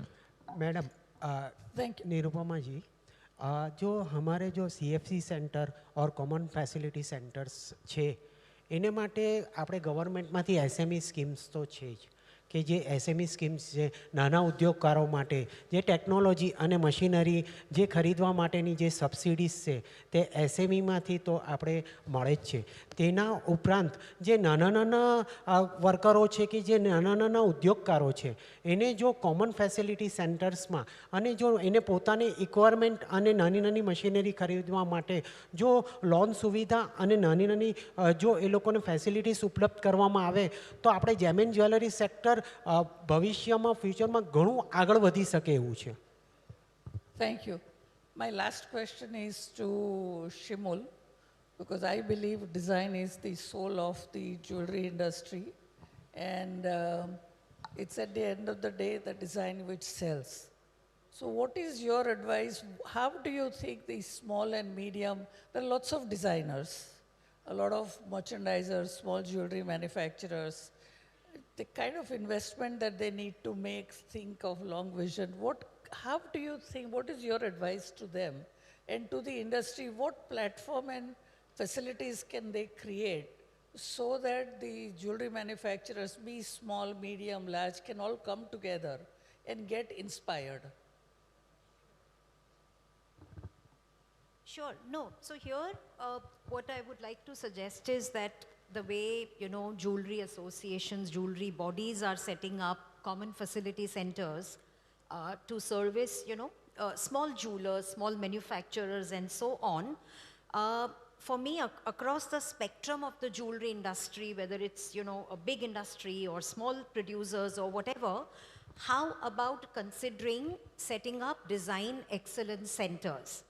The way CFC will take care of the technical requirements and needs of the industry, design excellence centers are, they could be providing design services to the industry, and whatever be the scale of, the manufacturers or the companies we are talking about. And यहाँ पे दूसरा, I think it has to be driven by constant research and development. Just one small example, if I take packaging for the jewelry industry. Now we know globally waste management and where is all this waste going is creating a huge environmental problem. When I say R&D under the Design Excellence Center, there could be new materials development. We could be looking at degradable or biodegradable materials that could be used for packaging. So the point I'm trying to make is, again, the ambit of the Design Excellence Center will not be limited only to creating, again, beautiful products for different markets of the world, but also help the industry solve other design problems that they face on a day-to-day basis. And the last thing, Nirupaji, I want to say is that now that we are talking of, the future, a good 23-year, time span, I think this Design Excellence Center could also be on constantly mapping trends that are happening in the world. The trends could be coming, social changes, it could be technological trends, it could be environmental concerns that we ought to be paying attention to. And how can design be an important tool to help the industry, address all of these issues? And the fact that Gen Z that we are talking about, which is I think about 25 to 30% of the global population today is the Gen Z, and they are looking at jewelry very differently, they are looking at brands very differently, and the whole thing of social, environmental and economic, creating positive impact is something that they are expecting from the brands. So to summarize, the Design Excellence Center can be sort of, it could be anchored on constant R&D and innovation and be able to foretell what could be the opportunities and the challenges that the industry is likely to, encounter, and how does it create design solutions on an ongoing basis. That this would be my submission to, to the trade leaders here, to the ministry officials, whoever is present here. And I would say that there could be a Design Excellence Center dedicated to different categories that we have. So one could be just for pure gold jewelry, whether it's manufactured, whether it's, hand produced. It could be for studded, it could be for gemstones. So that way it could specialize on 3, 4, 5 different, categories that we specialize as a country. Thank you. So सगाले जी, आपके लिए ये अच्छा suggestion है. चिंतन जी, आप लोगों की भी हेल्प चाहिए. यहाँ के ट्रेड बॉडीज़ और एसोसिएशन के साथ अगर हमें मेक इन इंडिया करना है तो ये अगर सबसे बड़ा इम्पोर्टेंट टेक अवे ये सेशन में जो मिला है कि GJEPC है, एसोसिएशन है, ब्यूरो ऑफ स्टैंडर्ड्स बनाती है. नैनेश भाई ने भी जो कहा कि CFC वगैरह तो बन रहे हैं और भी बनेंगे जैसे ज़रूरत पर. एक चीज़ जिसमें हमने अब तक ज़्यादा कुछ काम किया नहीं है और जिसकी बहुत ज़रूरत है for us to really become the Make in India and global manufacturing center for jewelry is the Design Excellence Center. So I hope you will please take this on board, and we have the experts here who can give their submission. So I want to thank all the panelists here for their time and the comments and the views that they have shared, and again thank you to the organizers. Thank you, ma'am.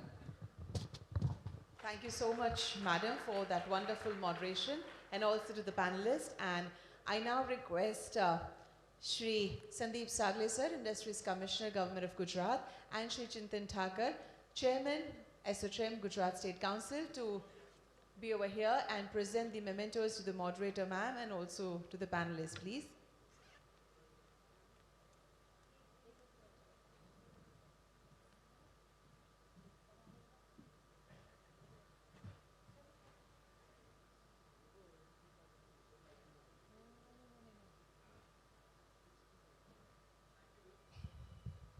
Sound team. Thank you very much. It was a wonderful session. And as suggested by panelists, I am taking note of this and will definitely propose government to set up a center of excellence for this category. Thank you.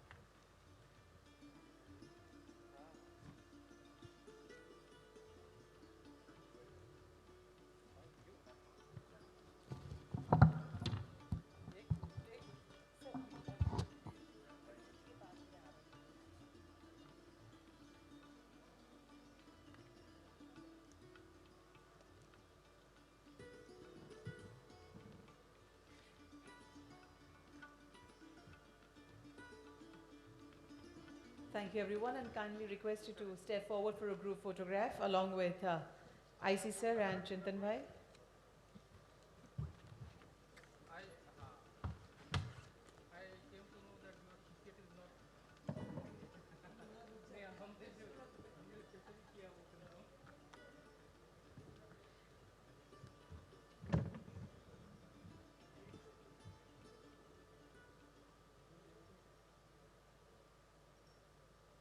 Can we extend a big round of applause to all of them for their wonderful suggestions, talks and discussion?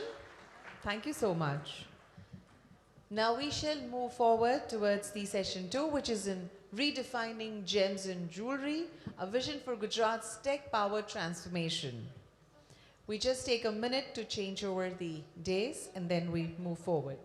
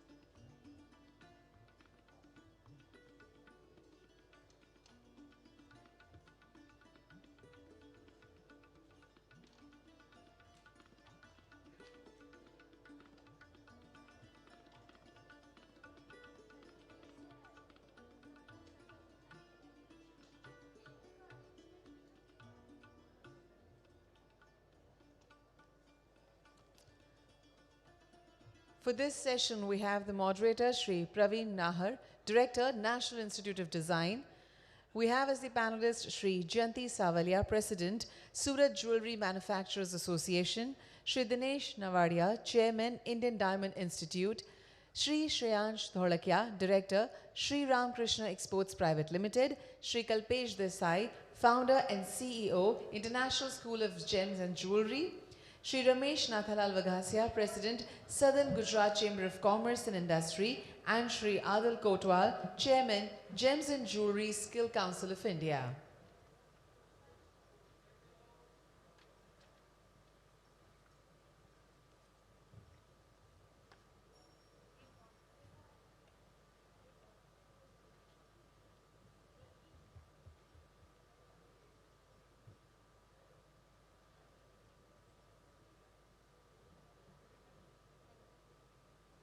Can I call them? We request Shri Praveen Nahar, Shri Jayanti Savalia, Shri Dinesh Navadia, Shri Shreyans Dhodakya, Shri Kalpesh Desai, Shri Ramesh Vaghasia and Shri Adil Kotwal to kindly step on the dais, please. We shall commence with the session on redefining gems and jewellery, a vision of Gujarat's tech-powered transformation. Welcome, sir.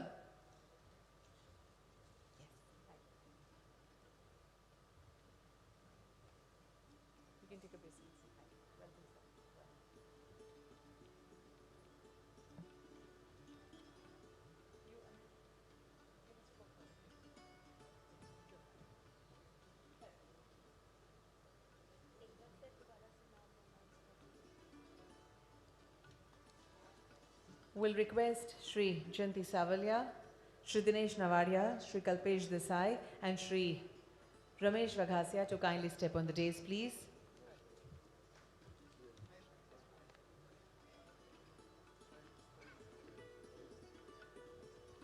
While naming these gentlemen and their association, there's always a sparkle in the eyes because they are associated with gems, diamonds, jewelry and gemstones, so there is always a sparkle in the eyes.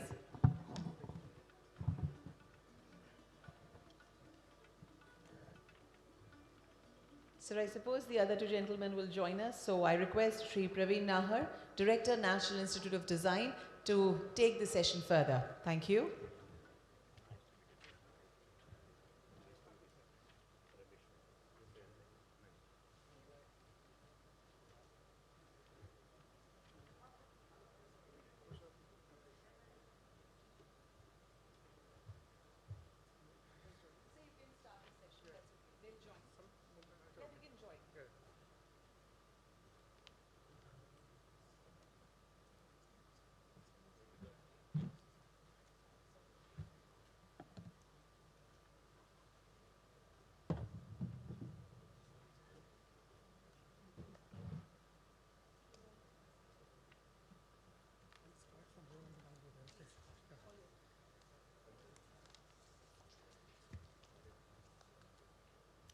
So good afternoon, everyone. I'll join you there in 2 minutes. So thanks for the invitation, SOCAM and all the local bodies. मेरा नाम प्रवीण नाहर है और मैं अभी निदेशक हूँ राष्ट्रीय design संस्थान national institute of design Ahmedabad and I'm honored to be part of amongst you. NID एक मल्टीडिसिप्लिनरी डिज़ाइन इंस्टीट्यूट है जिसमें काफ़ी सारे डिसिप्लिन्स हम लोग प्रैक्टिस करते हैं और जैसा कि हम देखते हैं कि technology is now becoming a very integral part of every domain and discipline. So ये जो सेशन हम लोग आज कर रहे हैं अभी सेकंड सेशन जो है वो it is around how do we harness the transformative power of technology in the domain of gems and jewellery. जैसा कि हम जानते हैं कि मतलब Gujarat of course and Surat is a way ahead in the gems and jewellery sector and from the policy capacity infrastructure इसका जो innovation का रोड मैप है उसमें सब में काफ़ी आगे है. भारत वर्ष में हम लोग सॉफ्टवेयर और टेक्नोलॉजी में भी काफ़ी आगे है. तो कैसे जेम्स एंड ज्वेलरी सेक्टर को सॉफ्टवेयर के टेक्नोलॉजी के साथ जोड़ा जाए. टेक्नोलॉजी कई तरीके से इंटीग्रेट हो सकती है और हो रही है इस सेक्टर में. Starting from CAD CAM, use of CAD for design, 3D printing जिससे आप क्विक आइट्रेशंस कर सकते हैं, AR VR टेक्नोलॉजीज़ जिसमें जो रियल टाइम इंफॉर्मेशन है और ऑग्यूमेंटेड रियलिटी जिसके थ्रू जो चॉइसेस हैं ज्वेलरी की वो कर सकते हैं. ब्लॉकचेन और traceability for ethical sourcing, RFID technology जिससे ट्रेसिंग और सारा मैनेजमेंट ऑफ इंडस्ट्री हो सकता है. E-commerce, digital marketing, AI is going to be playing the big role in this sector. from personalization to all kinds of purchase behaviors to managing different activities. Virtual auctions, drones का mining में एक use और उसका exploration, laser technology engraving के लिए extensively use होती है, supply chain management के लिए, machine learning for predictive analysis, virtual grading, virtual gemstone grading, AR-based training for the future workforce or artisans, smart jewelry, consumer relationship management, तो काफ़ी तरीके से टेक्नोलॉजीज़ यूज़ हो सकती हैं. तो आज हम जो डिस्कशन कर रहे हैं, और I last some questions to the panel members around हम ये इमर्जिंग टेक्नोलॉजीज़ का जेम्स एंड ज्वेलरी में कैसे हार्नेस कर सकते हैं, किस तरह के फ्रेमवर्क्स इनोवेशन के बनने चाहिए जिससे ये सेक्टर आगे बढ़े, and how do we build Gujarat, in the forefront of technology in the gems and jewelry sector. How do we push boundaries of design manufacturing so that we stand out globally? And also we will also ask some questions around how can sustainable practices become backbone, which is and guiding Gujarat towards future where brilliance is actually going to be synonymous with the responsible sourcing. So this is my initial kind of provocation. So I'll come back to the questions.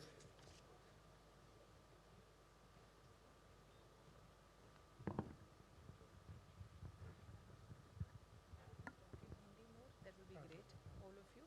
And one more thing, we have time till 1:10. So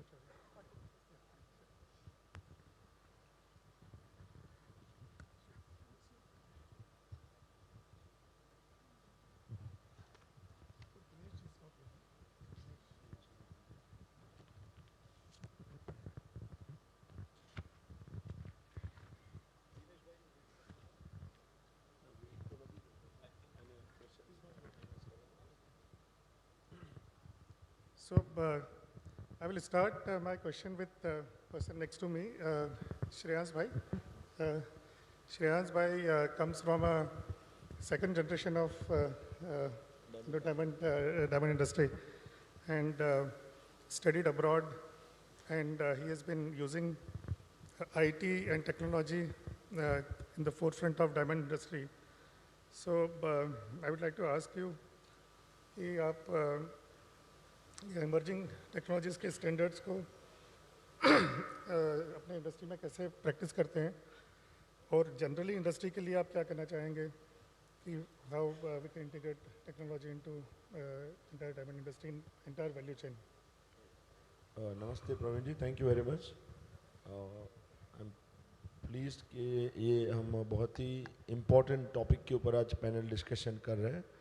और जैसे बताया कि second and third generation into diamond crafting मतलब कि जो rough diamond होते हैं उनको पॉलिश करने का हमारा फैक्ट्री है, और उसमें टेक्नोलॉजी का इम्पोर्टेंस क्या है. तो इतना बता सकते हैं कि वन लाइन कि without technology I wouldn't have been sitting here, क्योंकि टेक्नोलॉजी की मदद से ही प्रोग्रेस होता है, टेक्नोलॉजी की मदद से ही आगे हम बढ़ सकते हैं. और हम जो इंटरनल फार्मूला फॉलो करते हैं कि मैन, मशीन एंड मोटिवेशन, तो तीन चीज़ चाहिए जो हमारे वर्कफोर्स होते हैं उनके लिए. तो हमको मैन पावर चाहिए, उनकी मदद चाहिए, उसके अलावा हम डायमंड को पॉलिश नहीं कर सकते हैं.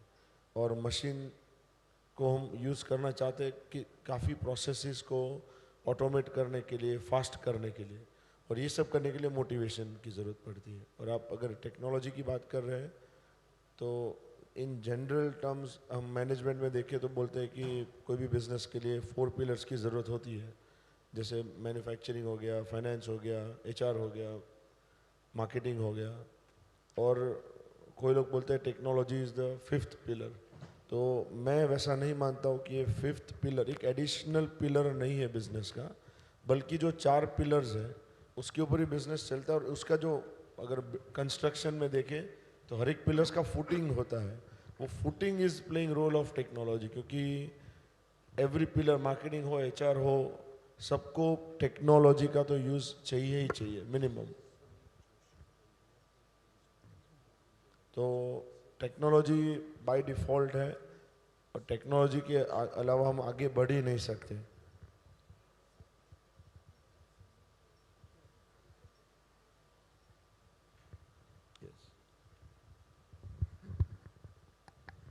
या थैंक यू शहनाज भाई, आपके इंडस्ट्री में किस तरह की प्रैक्टिस होती है और टेक्नोलॉजी को आप एक कॉम्प्लीमेंट के रूप में मानते हैं, ना कि डोमिनेंस के रूप में मानते हैं, लेकिन जहाँ भी वर्क इजी हो या फिर उससे हम लोग कैसे एफिशिएंट कर सकते हैं अपने प्रोसेसेस को और सिस्टम्स को। तो आपकी प्रोफाइल में मैंने ये भी देखा कि आप AI का भी कुछ यूज़ करते हैं, तो वो किस रूप में करते हैं? तो वैसे कैड और जो आपने मेंशन किया अलग अलग टेक्नोलॉजीज, वो ज़्यादा ज्वेलरी में यूज़ होती है। डायमंड्स में जो यूज़ होते हैं वो हमारी इंटरनल प्रोसेसेस जो होती है उनको ऑटोमेट करने के लिए हम AI यूज़ करते हैं। काफ़ी ऐसी प्रोसेस है जो रिपीटेडली हम एवरीडे हमारे लोग करते रहते हैं, जिसका डेटा भी हमारे पास कलेक्टेड पिछले 15-20 साल से है। तो वही डेटा को यूज़ करके वही सेम प्रोसेस को हम कितना ऑटोमेट कर सके, उसमें हम AI का यूज़ करते हैं। उनका एनालिसिस, पैटर्न एनालिसिस करके उसको फिर ऑटोमेट करके और AI यूज़ करके वही आदमी को उसकी जो प्रोसेस कर रहे हो हर रोज़, उसमें डेटा की उसमें मदद करते कि आप जो डिसीजन लेने जा रहे हैं, पिछले कुछ सालों में ये प्रोडक्ट के ऊपर ऐसा डिसीजन लिया गया था, तो आप अभी राइट है या रॉन्ग है, काइंड ऑफ। तो डिसीजन मेकिंग में मदद हो सके वैसा AI हम यूज़ कर सकते हैं। अभी बहुत सारा डिस्कशन AI के अराउंड है कि पूरा डायमंड ही वो कट पॉलिश कर देगा। ऐसे मशीन्स तो R&D में चलते रहते हैं, लेकिन आज ऐसा नहीं दिख रहा है कि पूरा ही डायमंड कोई रफ से पॉलिश AI की मदद से कर सके। आज स्टिल जो ह्यूमन इंटेलिजेंस है और उनका जो हाथ का टच है ऑन द पॉलिशिंग व्हील, वो आज भी ज़रूरत है कुछ डायमंड के लिए, तो खास तरीके से। थैंक्स। कल्पेश भाई, मैं आपसे पूछना चाहता था कि आप एजुकेशन में हैं as a founder and CEO of international school of gems and jewellery. तो इस इंडस्ट्री, मतलब इस एजुकेशन इंडस्ट्री में क्या इमर्जिंग टेक्नोलॉजीज़ को हम लोग सिमलेसली इंटीग्रेट कर सकते हैं एजुकेशन में? एंड जो फ्यूचर करिकुलम है जेम्स एंड ज्वेलरी के लिए, उसमें व्हाट आर द प्रोफेशनल्स को किस एरियाज में ट्रेन करना जरूरी है in terms of technology? Okay. Thank you, first of all, Praveen sir, for inviting us here. Ramesh bhai, Vagasia, Janti bhai, and the panelists, Shreyansh bhai, Samir bhai. As we belongs to the jewelry education, diamond education, and we are here for almost more than 20 years. Technology, every 3-4 years, it's rapidly changing in the jewelry industry. Training more than 20,000 students across the globe, and more than it's part of retailers and the diamond heirs. In jewelry, CAD, designing, CAM machines, हर 5 साल में एक नया technology upgradation के साथ आता है और उसको इंडस्ट्री फॉलो करके उसके जो भी बेनिफिट्स हैं वो लोग ले रहे हैं। रिसेंट टाइमिंग में जो चेंज आ रहा है डिज़ाइनिंग में, वो हमें लग रहा है कि अब ज़्यादा से ज़्यादा डिजिटल चीज़ें हो रही हैं ज्वेलरी में। हम लोगों को लगता था कि 3D टेक्नोलॉजी, उसके सॉफ्टवेयर से ज्वेलरी डिज़ाइन पे हम काफ़ी कुछ बेनिफिट्स ले सकते हैं। अब उससे भी थोड़ा 2 स्टेप्स आगे इजी हो गया है। Recently sketch book pro create करके टेक्नोलॉजी आया है, जिसके थ्रू जो चीज़ें हमें 5-6 घंटे लगते हैं बनाने में डिज़ाइन में स्केच से, या अगर आप 3D पे भी कंप्यूटर पे बनाते हो jewellery design, using that pro create and sketch book, वो चीज़ें बनाने में हमें 10 to 15 मिनट्स लगते हैं। एंड इमीडिएटली उसका हाई HD इमेज यूज़ करके हम लोग ज्वेलरी मैन्युफैक्चरिंग में आगे प्रोडक्शन में उसको पास करके उसका बेनिफिट लेते हैं। अलॉन्ग विद द मैट्रिक्स जो जेम विजन डिज़ाइन किया हुआ है, जिसका यूज़ हम लोग कर रहे हैं, मैट्रिक्स गोल्ड 3.3 लॉन्च हुआ है, इज़ अमेजिंग। बट उससे भी हम लोग पैरेलली काफ़ी अच्छी चीज़ें और देख रहे हैं इंडस्ट्री में। Surat jewellery manufacturing association is supporting one of the software 3D design. उसके ऊपर भी हमारा R&D पूरा चल रहा था कि वो मैन्युफैक्चरिंग में और रिटेल में कितना बेनिफिट कर सकता है। That software is really nice for the jewellery designer. So आने वाले टाइम में बहुत जल्दी ये European jewellery design software markets में हम सबको दिखेगा and it's really working on a great way. Yeah thank you. Are you also working in AR, VR with the students right now? No. Thank you. So मेरा अगला question Ramesh ji से. रमेश वागलिया जी is the president of Southern Gujarat Chamber of Commerce and Industry. I wanted to ask you, as a president of SGCCI, you call it, how technology and innovation drive the growth of the gem and jewelry industry in the southern Gujarat, and possibly what are the policies would you advocate to support this? Thank you, sir, for providing me a great opportunity to interact with this panelists all and the members here. મોટે ભાગે ગુજરાતીઓ છે અને જયંતિભાઈનો આગ્રહ હતો કે ગુજરાતીમાં વાત કરીએ તો it will be better to understand more. આ લોકો બધા સાહેબ very experts in jewellery manufacturer, diamond experts. I am not from that field, but I am the man from policy as a president of southern Gujarat chamber of commerce and industry. મારે એવું કહેવું જોઈએ કે whenever the subject is redefining gems and jewellery and tech-powered gems and jewelry industry needs to be promoted. તો gems and જ્વેલરીમાં જેટલી પણ technology અત્યાર સુધી આવી છે તે આપણા ઉદ્યોગકારોએ હોંશે હોંશે સ્વીકારી છે, ઉપયોગ કર્યો છે અને તેનો ઉપયોગ કરીને સારામાં સારું રિઝલ્ટ પણ મેળવ્યું છે. હવે નવી દિશામાં થોડુંક વિચારવાની આવશ્યકતા ઊભી થઈ છે કે ટેકનોલોજીનું એડપ્શન જે છે લેબરમાં, મેનેજમેન્ટમાં અને આખી ઓનરશિપમાં થાય વધુ પ્રમાણમાં. એની સાથે સાથે sir, I suggest to be involvement of the government of Gujarat and government of India to be a part of developing the new technology in context of the our requirement. આપણી જે જરૂરિયાતો છે એ પ્રમાણેની ટેકનોલોજી આપણે જ પોતે ડેવલપ કરવા માટેની એક ઇકોસિસ્ટમ ડેવલપ થાય. મોટે ભાગે કોઈ પણ ટેકનોલોજી વસ્તુ જે સાહેબે વાત કરી એમની સ્પીચમાં, એ કેડ હોય કે કેમ હોય કે 3D હોય કે all we are importing from foreign countries. હવે ફોરેન કન્ટ્રીમાંથી જે ટેકનોલોજી અહીંયા આવી રહી છે that is also might be developed by the Indian people residing abroad. વિદેશમાં જે આપણા લોકો છે એમાં પણ મોટાભાગનું 30% કરતાં વધારે પ્રમાણ ઇન્ડિયન્સનું છે. તો એ લોકો ડેવલપ કરીને પછી અહીંયા આપણે એને એડપ્ટ કરીએ છીએ અને ઉપયોગ કરીએ છીએ. તો એવી રીતે એક એવી ઇકોસિસ્ટમ ડેવલપ થાય અને આખી ઇન્ડસ્ટ્રી છે એવું એક રિસર્ચ એન્ડ ડેવલપમેન્ટ સેન્ટર કે એવી ઇકોસિસ્ટમ બનાવે કે જેમાં કેપિટલ ઇન્વેસ્ટમેન્ટ કરીને એને પ્રમોટ કરવામાં આવે, એને પૂરતા સંસાધનો પૂરા પાડવામાં આવે. અને whenever our honourable prime minister Narendrabhai Modi is a tech powered person, he would, I hope that he would accept easily. And high value precious commodities you are producing and exporting from India, so it will not be rather difficult for all of you.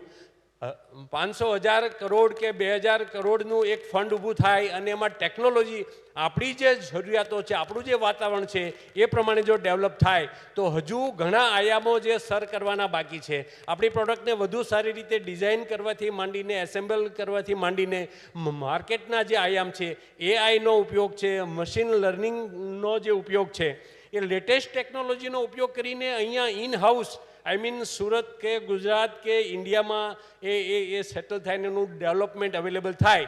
તો જેવી રીતે computer જ્યાંથી બનીને આવે છે એને જેટલું વધુ કોલ્ડ સ્થિતિમાં હોય એટલું એનું આયુષ્ય વધુ હોય છે. એનું કારણ એ છે કે that has been developed in the foreign countries. આપણે જો અહીંયા ડેવલપ કરીએ તો આપણા દેશના, આપણા રાજ્યના વાતાવરણને અનુરૂપ ટેકનોલોજીવાળી પ્રોડક્ટ્સ આપણે ડેવલપ કરી શકીએ. તો જેમ્સ એન્ડ જ્વેલરીને વધારે એક ગુજરાતનું ફ્લેગશિપ કે ડ્રીમ પ્રોડક્ટ બનાવીને વર્લ્ડ આખામાં એક બ્રાન્ડ નેમ સાથે જો આપણે પ્રોડક્ટ વાઇડલી આપવી હોય તો SGCCI has taken a vision of connecting with 84 countries. તો માત્ર અમેરિકા કે ગણ્યા ગાંઠા 2-4 કન્ટ્રીમાં એક્સપોર્ટ્સની જે આપણી ભાવના છે એના બદલે 84 દેશોમાં આપણી પ્રોડક્ટને વેચવાનો ઓપોર્ચ્યુનિટીઝ ઊભી થાય તો અહીંનો ઇન્ટરનલ કોમ્પિટિશનનો માહોલ જે છે એ પણ બદલાઈ શકે છે. પ્રાઇસ રિડક્શનના વિશિયસ સર્કલમાં આપણે જે ઇન્વોલ્વ થઈ જઈએ છીએ that we may come out of that, અને આવા ઘણા બધા આયામો સિદ્ધ કરી શકાય. અને આપણા જે ઇનોવેટિવ આઈટીના જે પ્લેયર્સ છે, sir I would like to inform you અને happy to share with you that more than 2000 IT companies are there in Surat only, and out of that 80%, more than 80% companies are in Mota Varacha. Young entrepreneurs, young IT professionals are working very well in Gujarat, in Surat, in Varacha area. So we should use all these the resources and to provide the best technology for not only India but the world. Thank you, sir. Thank you sir.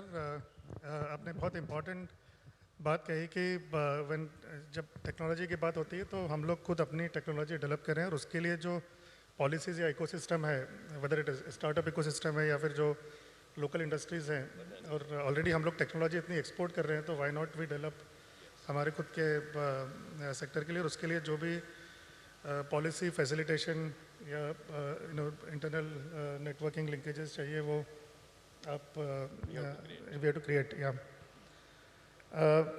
My next question to Shri Jayanti ji Savliya ji. He is the president of Surat Jewellery Manufacturers Association. तो हमारा जो industry जो focus जो industry growth और innovation पे जो है, तो how we can use actually technology and also sustainability की भी बहुत बड़ी बात हो रही है कि we have to become eco friendly और sustainable in our this thing. So how do we use emerging technologies to promote sustainability and responsible practices within the jewellery manufacturers ecosystem basically. हमारा जो association है, आप sustainability की बात कर रहे हो तो 3 दिन बाद ही आपको एक एग्जांपल मालूम पड़ेंगे कि हमारा जो एग्जीबिशन होता है वो एग्जीबिशन 100% सस्टेनेबिलिटी पे काम कर रहा है. जो कोई भी एग्जीबिशन होता है उसमें बेच लगाते हैं, हम लोग बेच नहीं लगाते, फेस से रजिस्ट्रेशन करते हैं. अगर पूरा एग्जीबिशन घूमोगे तो आपको 100% प्लांटेशन है. तो हम लोग ये इंडस्ट्रीज में पहले से ही अवेयरनेस कर रहे हैं कि सस्टेनेबिलिटी क्या है. और हम लोग हर एक कंपनीज के अंदर जैसे कि मतलब ट्री प्लांटेशन, क्योंकि ये एग्जीबिशन है ना, हम लोग इसे प्रमोट करते हैं कि ये देखने के बाद अपने एग्जीबिशन में ऑफिस में ट्री प्लांटेशन ज़्यादा से ज़्यादा करें. और जो प्लास्टिक वेस्ट है वो 100% जीरो है. यहाँ एग्जीबिशन में एक भी पानी की बोतल नहीं मिलेगी. तो ये जो सस्टेनेबिलिटी की बात कर रहे हैं तो वो हम लोग एग्जीबिशन में ऑलरेडी अप्लाई कर रहे हैं. और जितने भी हमारे मेंबर्स हैं उसमें अवेयरनेस करते हैं.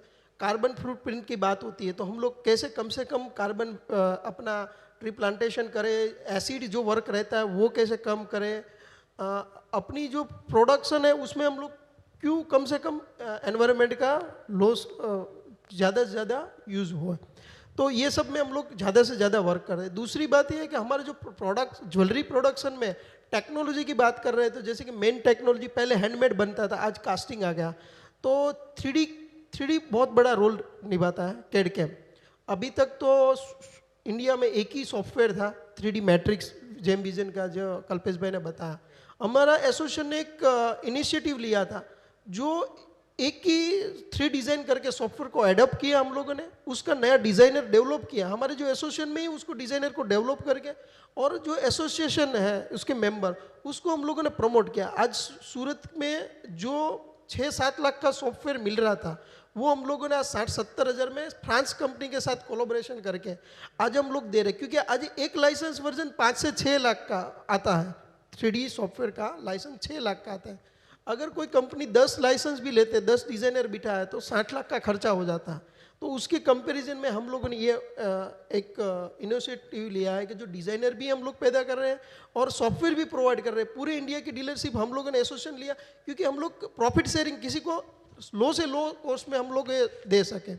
दूसरी AI बेस की बात कर रहे थे तो AI में भी हम लोग इंटेलिजेंट, ज़्यादातर कोई बोले AI मतलब तो चैट GPT इंफॉर्मेशन, लेकिन आज डिज़ाइनिंग के अंदर AI आ गया है.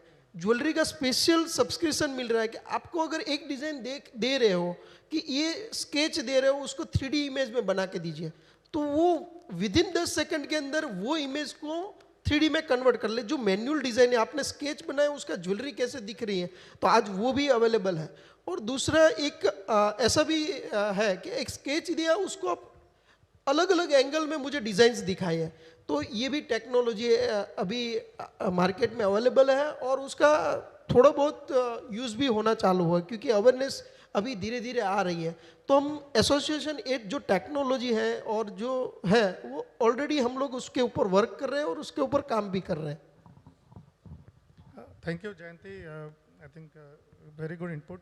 आई थिंक जो सस्टेनेबिलिटी की जब बात करते हैं तो पूरा जो वैल्यू चेन में मतलब आजकल circular practices, circular economy is practice now, and आपने बताया कि प्रोसेसिंग, डायमंड प्रोसेसिंग और उसके अराउंड जितना भी इकोसिस्टम है उसमें हर स्टेज पे कैसे सस्टेनेबिलिटी प्रैक्टिस की जाए, and more ideas which will evolve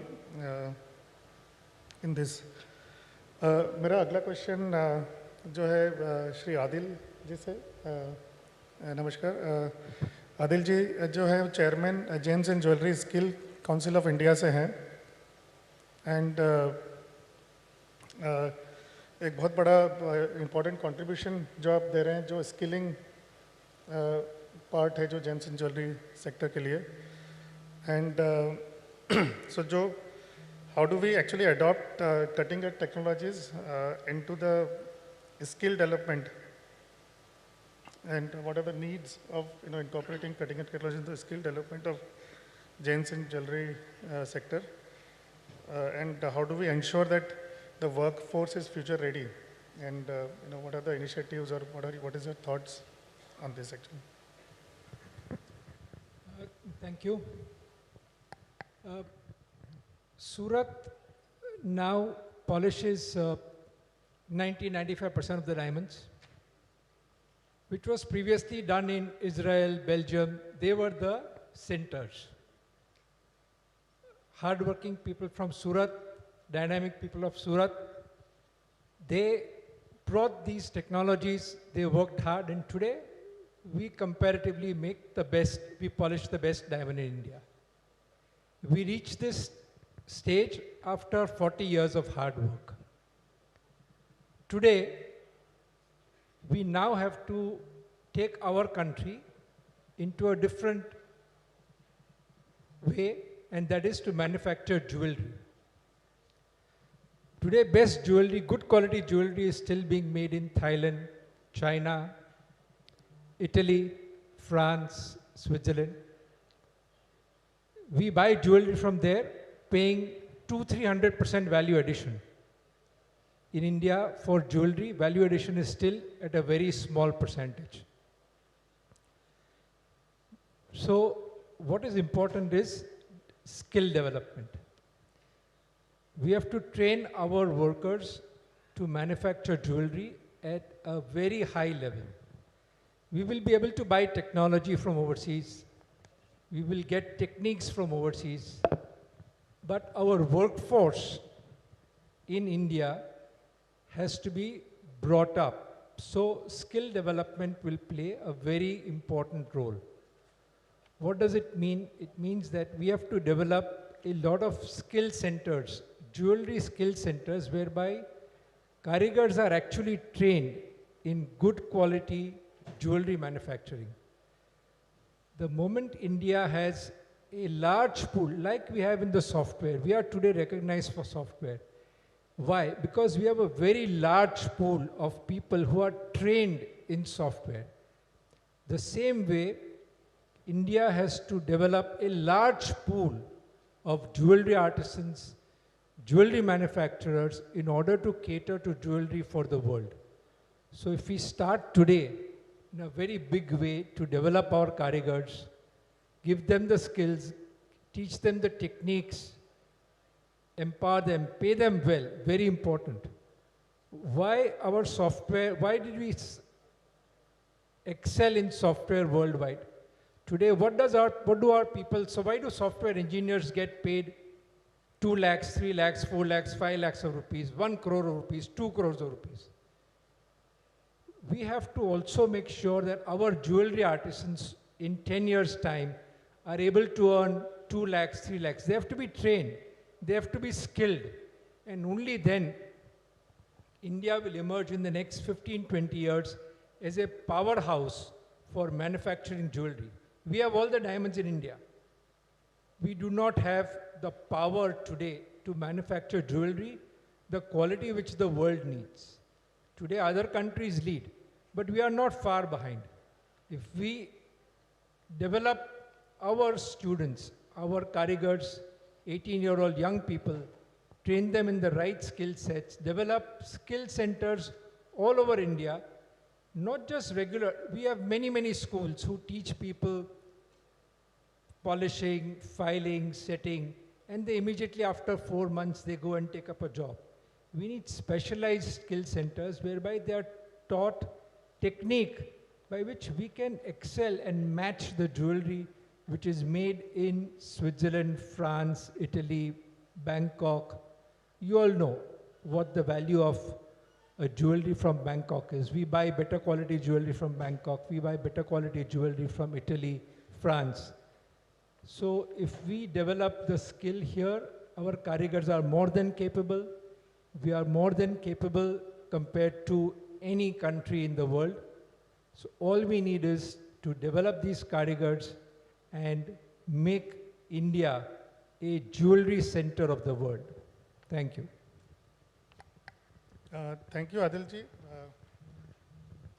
Very, very good insight. I think need for setting up more jewelry skill centers, or whatever we have, we enhance and adopt new ideas and perspectives for training, skilling, and upgradation. Thank you. My next question is to Mr. Samit Joshi, who is the Executive Director of Indian Diamond Institute. So maybe your perspective on how you are taking up, adoption of technologies and, in your kind of institutional framework. So would you like to?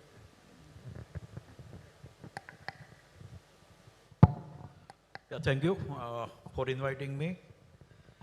Skill માટે already સાહેબ ને કલ્પેશભાઈ બોલી ચૂક્યા છે. So we are in the skilling, પણ કેટલા વખતથી હું વિચારું છું કે આપણું જે સેક્ટર છે ને,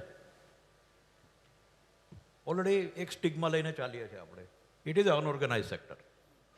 દેટ્સ વોટ જનરલી હું સાંભળું છું જ્યારે અમે ગવર્મેન્ટ સાથેની મિટિંગમાં જઈએ છીએ. So partially it is true that we have to accept. ને જ્યારે તમે 2023થી 2047નું વિઝન લઈને ચાલો ને, તો તમારો ટાર્ગેટ એવો જોઈએ કે 10 વર્ષમાં મારે આ સેક્ટરને ફૂલ્લી ઓર્ગેનાઇઝ કરી દેવું છે. That is where the development and everything lies. Now હવે આપણે જ્યારે ટેકનોલોજીની વાત કરીએ છીએ, we are into education, so of course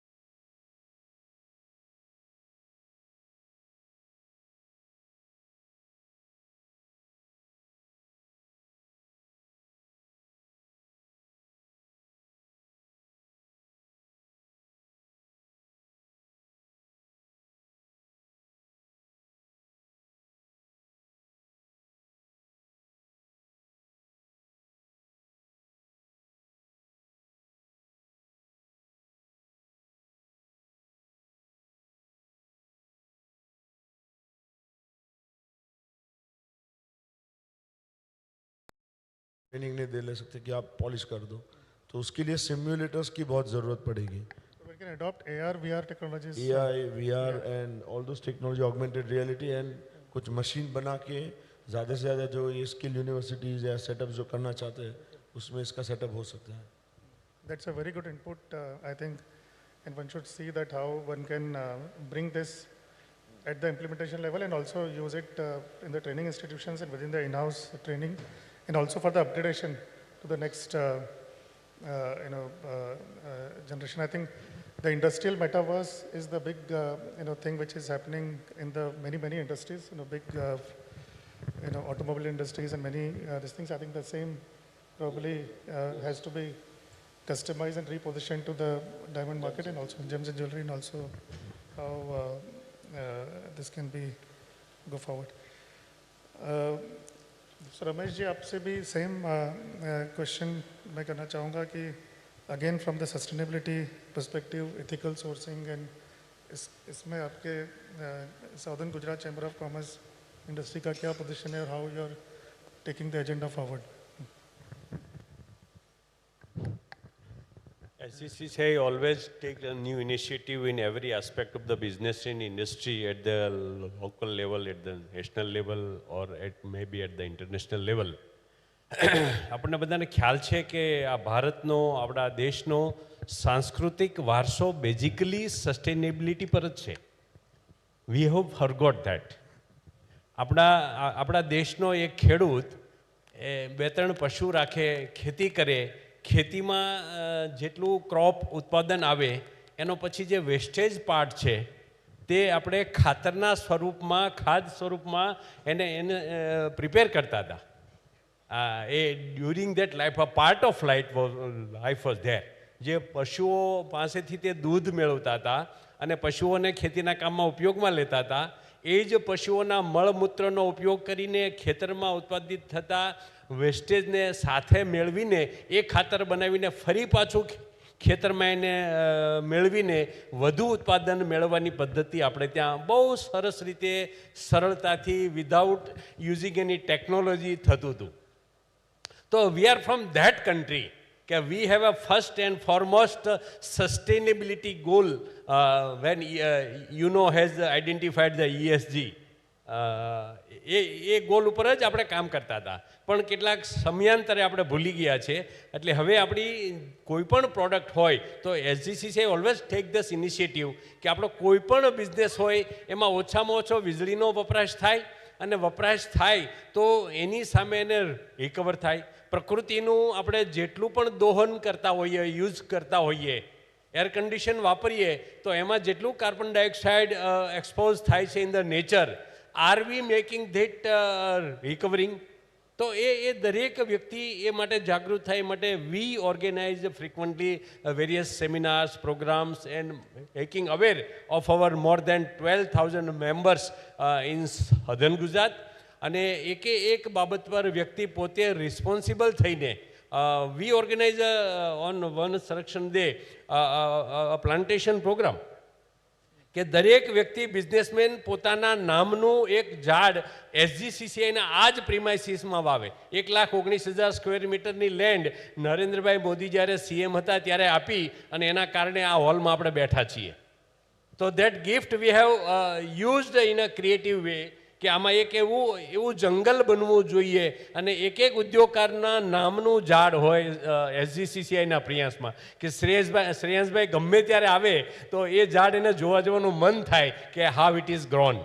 આ કન્સેપ્ટ ઉપર ચેમ્બર કામ કરી રહી છે કે પોતાના નામનું ઝાડ જેના પાસે જવાથી એ વ્યક્તિને પોતાને વહાલ થાય, પોતાના આયુષ્યની સાથે સાથે એ ઝાડ ગ્રો થાય, અને એનું સંરક્ષણ, સંવર્ધન બધું જ ચેમ્બર ઓફ કોમર્સ કરી રહી છે.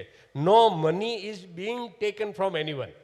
એટલે આવા કોન્સેપ્ટ લાવીને આપણે ઉદ્યોગકારોને પ્રિપેર કરીએ કે આપણે જેટલું બી સસ્ટેનેબિલિટી પર કામ થઈ શકે એવું જાતે સૌ કરીએ. ને હવે અવેરનેસ પણ ઘણી આવી છે, ગવર્મેન્ટ પણ ખૂબ આના ઉપર ફોકસ કરી રહ્યા છે, તો વિશ્વમાં આપણે આ દિશામાં એક સારું ઉદાહરણ આપી શકીએ. Thank you. Thank you so much, Ramesh bhai. That summarizes आपका जो perspective है. Before we close, I just want to ask the master of ceremony Ma'am, do we have 1 or 2 minutes for some questions, 1 or 2 questions from audience, or we don't have? Yeah, so maybe one question if there is something pressing from the audience. If you want to ask anything from any of the panelists.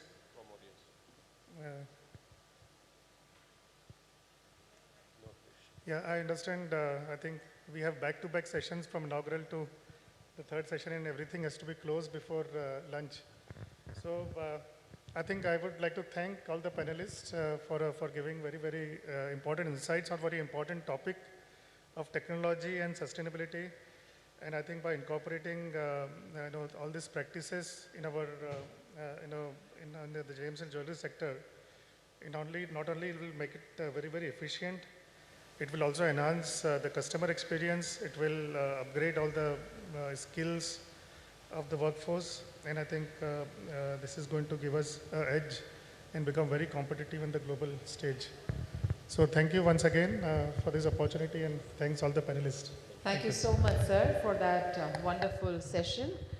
And I now request Shri Sandeep Sagle, sir, and Shri Chintan Thakur, sir, to kindly present the mementos to Shri Praveen Nahar, Shri Jayanti Savalia, Shri Samir Joshi, Shri Shreyans Dholakia, Shri Kalpesh Desai, Shri Ramesh Bhai Vagasia, and Shri Atul Kotwal. A special announcement to be made. The Government of Gujarat, in accordance with our Honorable Prime Minister Narendra Modi's vision of vocal for local, has been in the front runner in promoting the craft persons and also the Vishwakarmas through its department, Commissioner of Cottage and Rural Industries. And as a part of this, we are organizing ODOP's Gujarat's Traditional Handloom and Rich Cultural Heritage Fashion Show on the 17th of December. And then there will be insightful workshops for MSMEs and SMEs. And this is going to be inaugurated on 16 December at Vanita Vishram Ground, Atwa Gate, Surat. And the workshops will be from 17th to 19th.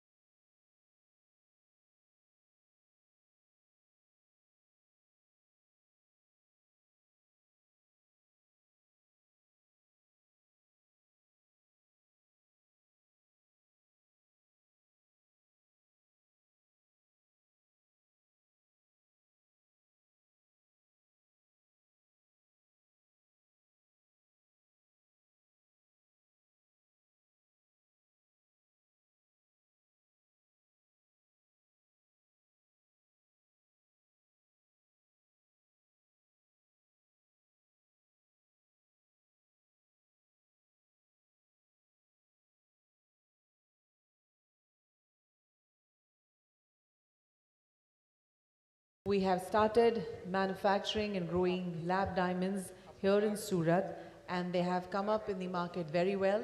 They are trying and capturing even the natural diamonds market as well, because they are quite cost effective and people prefer to balance their pockets when they are buying jewelry. So would request you to kindly step for the group photograph.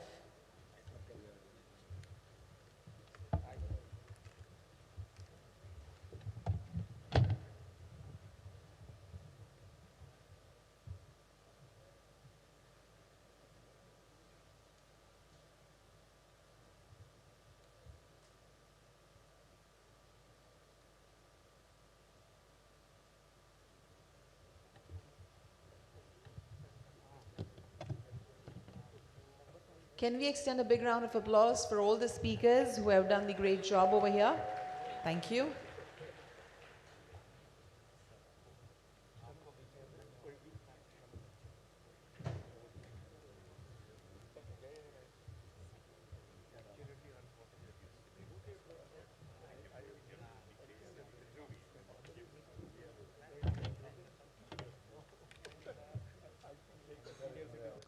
For this session, we will have as a moderator once again Mrs. Nirupa Bhatt, the former Managing Director of Gemological Institute of America, India, GIA India, Shri Smith Patel, Partner, Green Lab Diamonds, Dr. Snehal Patel, CEO, Bhandari Lab Grown Diamonds, Shri Amish Shah, Founder, ALTR Created Diamonds and Zevar, Srimati Pooja Sheth Madhavan, Managing Director, Limelight Lab Grown Diamonds, Shri Hasu Dharakia, Founder, Craft Lab Grown Diamonds, and Shri Janak Mistry, MD and Group CEO.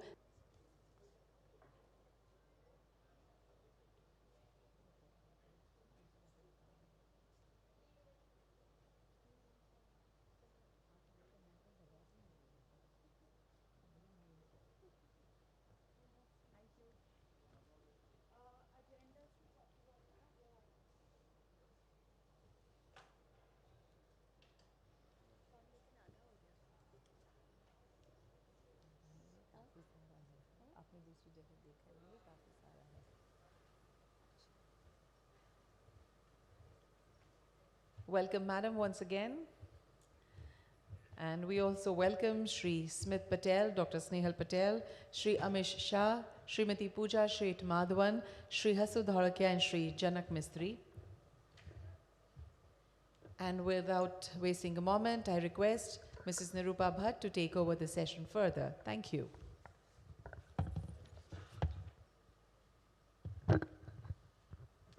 So thank you all for being here, panelists especially. Lab grown is, I think, a topic of great interest these days. Interest भी है और controversy भी है, बहुत कुछ है.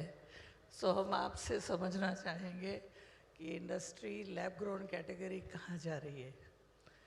सो अनिश भाई शाह जो यहाँ है, उनको मैं बहुत साल पहले मिली थी.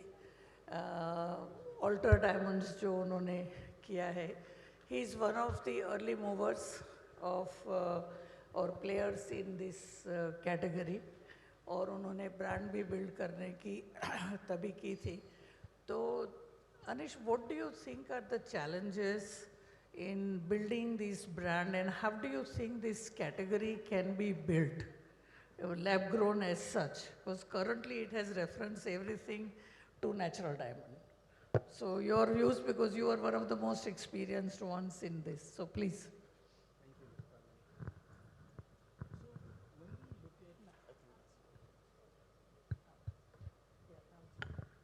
Thank you, Nirupa Ben. So when we look at lab grown, I think the first and most important thing we have to see is that the positioning of the product until now has been on the backs of the previous category in the industry that was built almost in the last 100 years. When we are now going in the next generation, the positioning of the category will have to be independent on its own from pricing, marketing, and at the consumer level. When we entered the category, my early days was in 2006 when the first phase has to part and position itself on its own. This is critical. If we do not do that on time, the industry starts suffering. When I look at the lab-grown industry today, we are too attached to the pricing model of mind, which I think is a big mistake. We really need to evolve out and let demand and supply really control the pricing and basically dominate it, just like any other product in the marketplace, even outside the industry. Category marketing is almost non-existent. Koi category marketing kari જ નથી રહ્યું. A very good example of that would be दूध.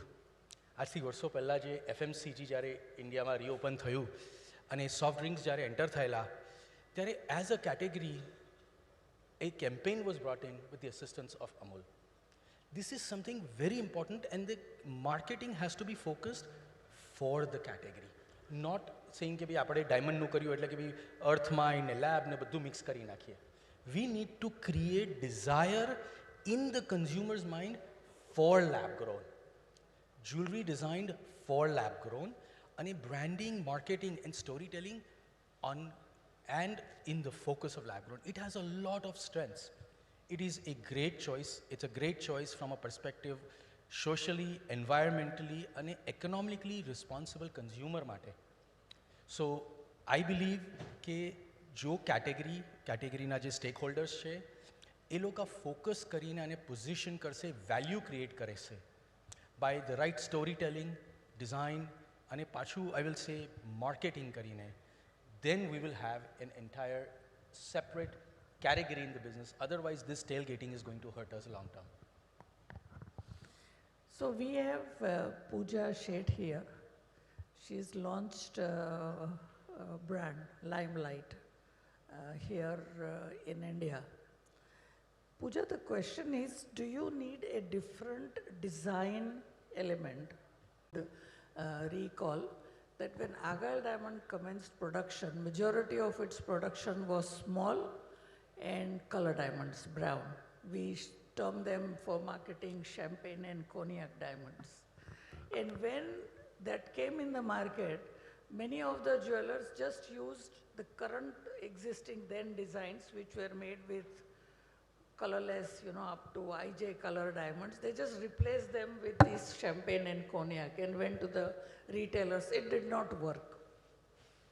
We hired designers. They designed different items using these colored diamonds, and then it was presented to the retailers and consumers, and it did really well. Today, champagne and cognac diamonds are well sought after. So I think, to Anish's point, to develop a category, you have to really focus on several things, but I believe design is a very important aspect. So as far as you are doing retail as well, so what role is it playing, and how are you really managing and dealing with this design aspect?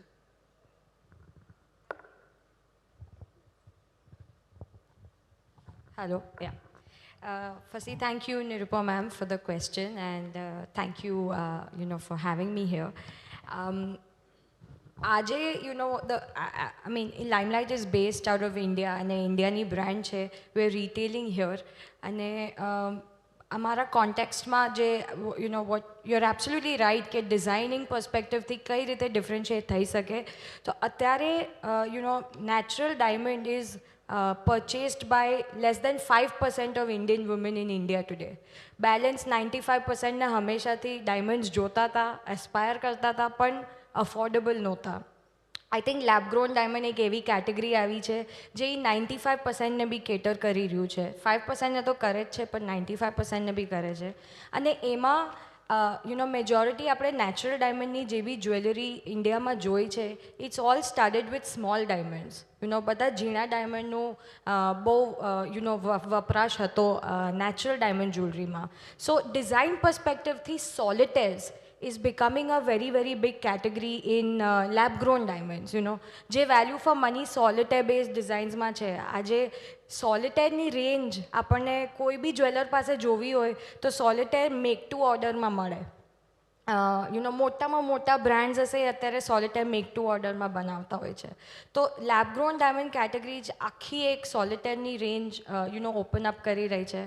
અમે જ્યારે retail કરીએ છીએ ત્યારે lab grown diamond almost એક upgrade થઈ ગયું છે.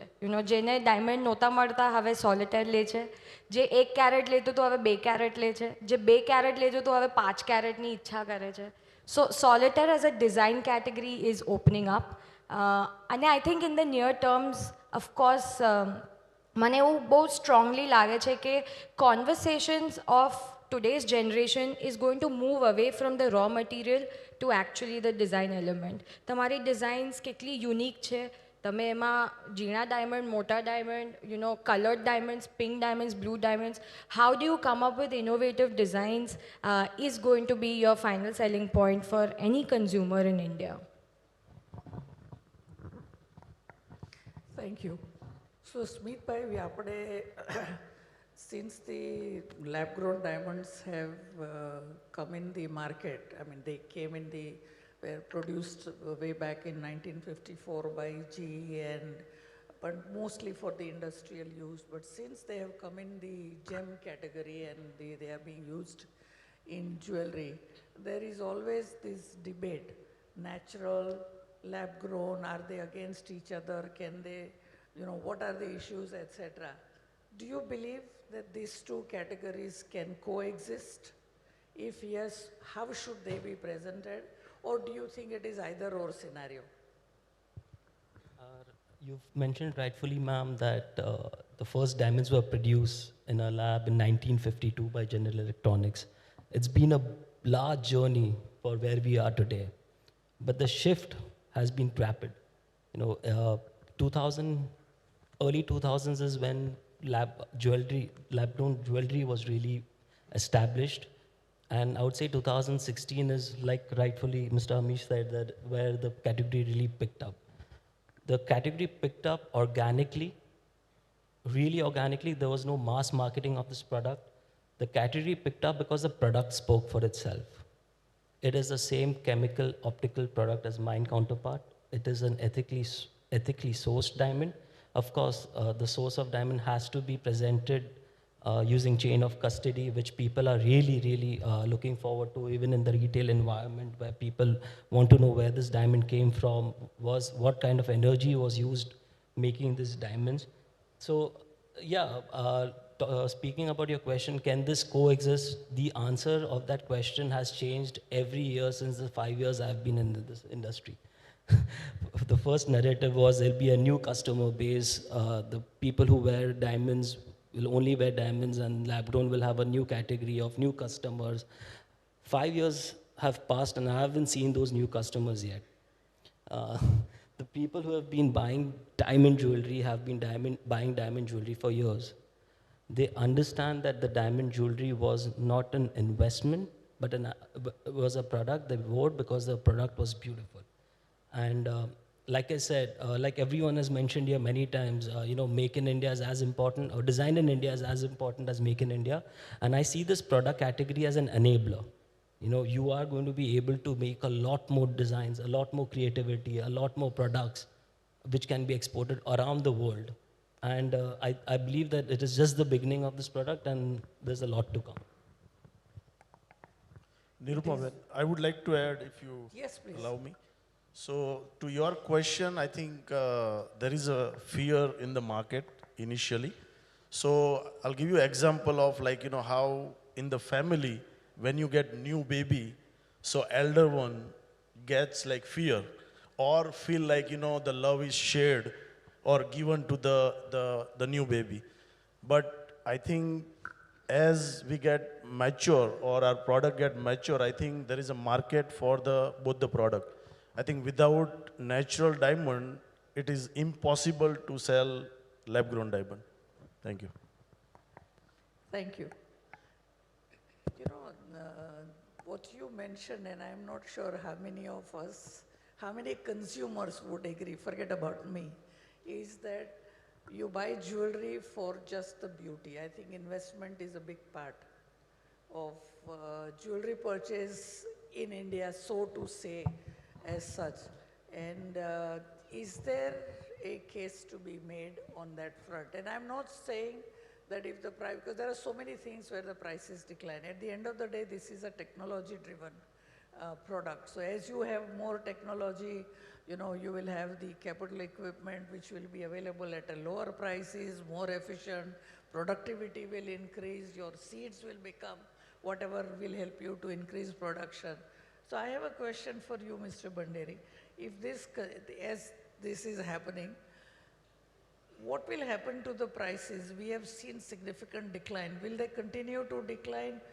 Are we ever going to reach a bottom, or again, the phones which were available for 150,000, 1.5 લાખના પેલા ફોન મળતા હતા, આજે તમને જોવે તો 10,000માં મળે છે ને હજી તમે 70,000-80,000માં પણ મળે છે ને 1.5-2 લાખનાય મળે છે.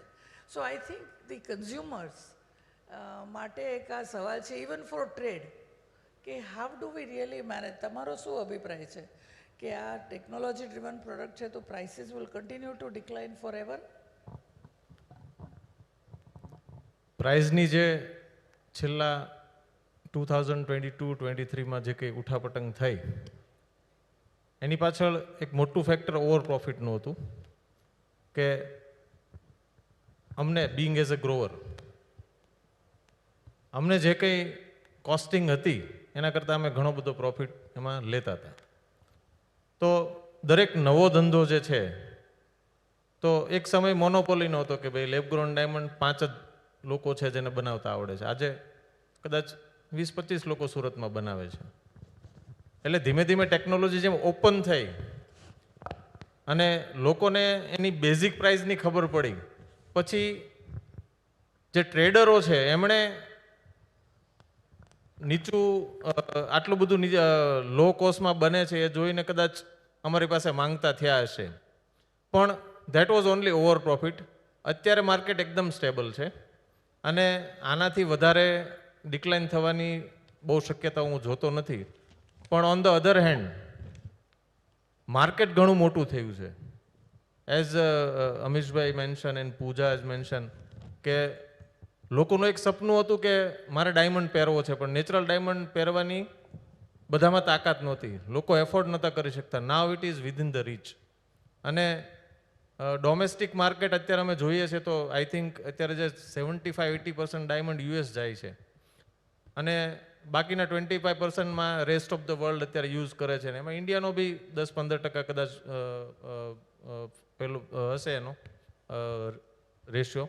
પણ within 2-3 year or by 2025 or 26, I think India is going to be the biggest market for solitaire and lab grown diamond. So journey થોડી ટફ છે પણ સારી છે.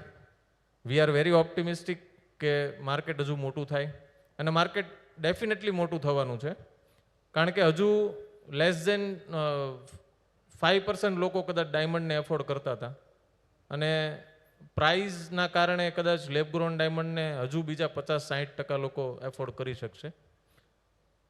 સો journey is good, no problem. We are optimistic.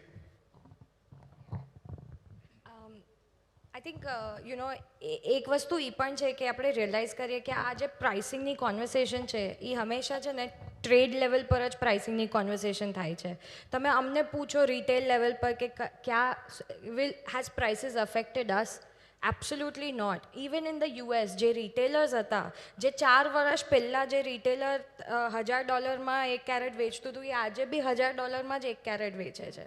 તો આ જે pricing થયું છે, જેમ એમને કીધું કે કોમ્પિટિશન આવવાથી વેલ્યુ ચેન ખાલી બનતી જાય છે. ઇટ ઇઝ અબાઉટ આ નેસન સ્ટેજમાં ઇન્ડસ્ટ્રી હતું એટલે વેલ્યુ ચેન એસ્ટાબ્લિશ થવાનો વારો હતો. પણ રિટેલ લેવલ પર કન્ઝ્યુમર એક્સેપ્ટન્સ આની છે જ. અને મેમ તમારો જે ક્વેશ્ચન હતો ઇન ટર્મ્સ ઓફ ઇન્વેસ્ટમેન્ટ, આ પ્રોમિસ છે ને બધા જ્વેલરોએ જ કન્ઝ્યુમરને આપ્યું હતું કે તમે નિશ્ચિંત રહેજો, તમને જ્યારે બી જોઈએ ત્યારે અમારી પાસે બાયબેકની ઓપોર્ચ્યુનિટી છે, એક્સચેન્જની ઓપોર્ચ્યુનિટી છે ને અમે આપવા તૈયાર છે.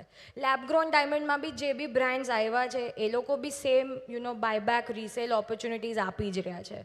So even at the consumer level when considered as from an investment perspective એક બીજો બી એંગલ છે કે જે કે 5 કેરેટનો હીરો આજે મને કરોડ રૂપિયામાં નહીં, મને 7-8 લાખ રૂપિયામાં મળે છે. તો એ બેલેન્સ પૈસાને હું જો ક્યાંક બરાબર ઇન્વેસ્ટમેન્ટમાં લઈશ ને તો એના ડિવિડન્ડ જ મને બીજા 5 કેરેટ આપશે. So that's the kind of investment propositions also that people look at. Thank you, Pooja, for your inputs. Hasubhai, I have, your group has built a very good brand, Krishna brand, which is of natural diamonds. And it, of course, has a value proposition. It's well known in India and all of that.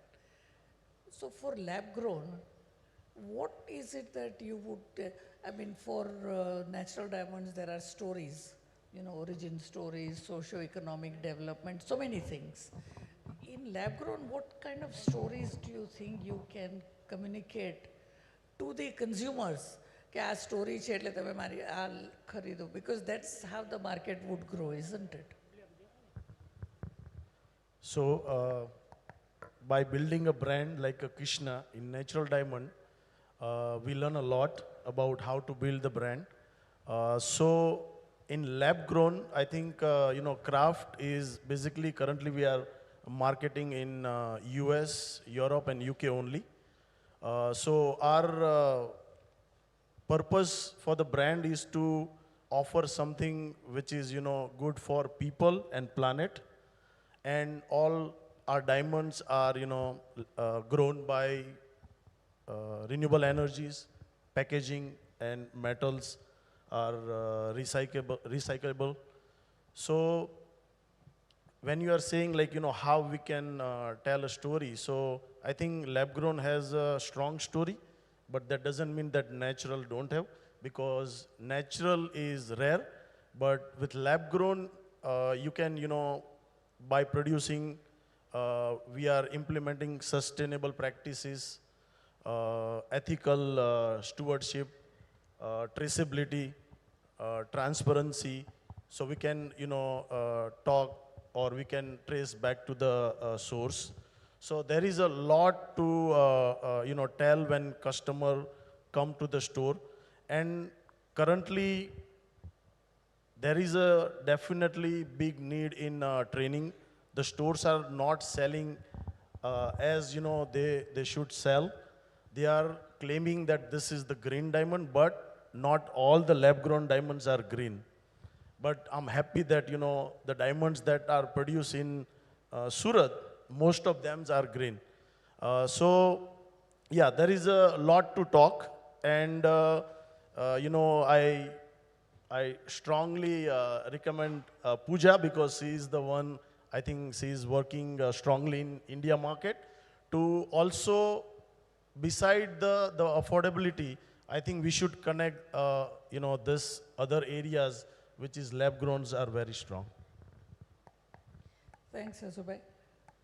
Janak, you are a kind of an outsider, but within the industry. So you are observing, and I watch your expressions. You are kind of saying, what is going on here? So the question I have for you, Janak, is that, in the natural diamonds, of course, when you are selling, what is used predominantly, especially when the color is, HI better, quality is SI better, is the grading reports. Do you believe that in the lab grown, where majority of production is EFG color, maybe some H, do you really need reports? What is your view on that? And because in natural diamonds, one grade color difference, one clarity difference, the prices can change significantly. I don't think in lab grown that matters a lot. So what's your view on that from technical perspective? Because you do a lot of analysis as well. You have a lot of instruments as well to measure the quality. Let's first try and understand why we have a huge price difference for different color and clarity in natural diamonds. Forces are very critical for natural diamonds, for the mined diamonds. The reason is the rarity defines the value.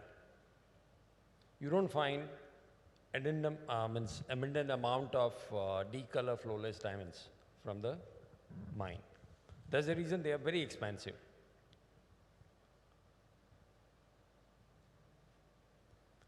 When it comes to lab-grown diamonds, I think the rarity in color and clarity is absolutely non-existent.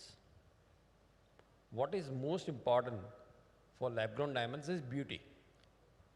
So in fact, we should be grading beauty and not the color and clarity. So the valuation should be based on beauty and not on color and clarity.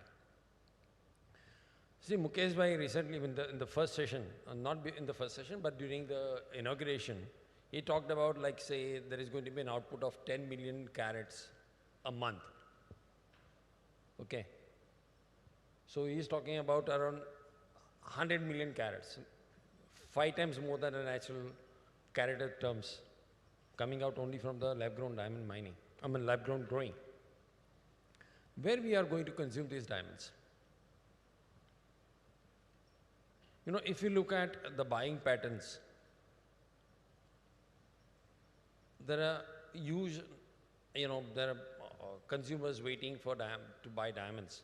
But how many of those consumers comes back to buy the diamond again and again and again?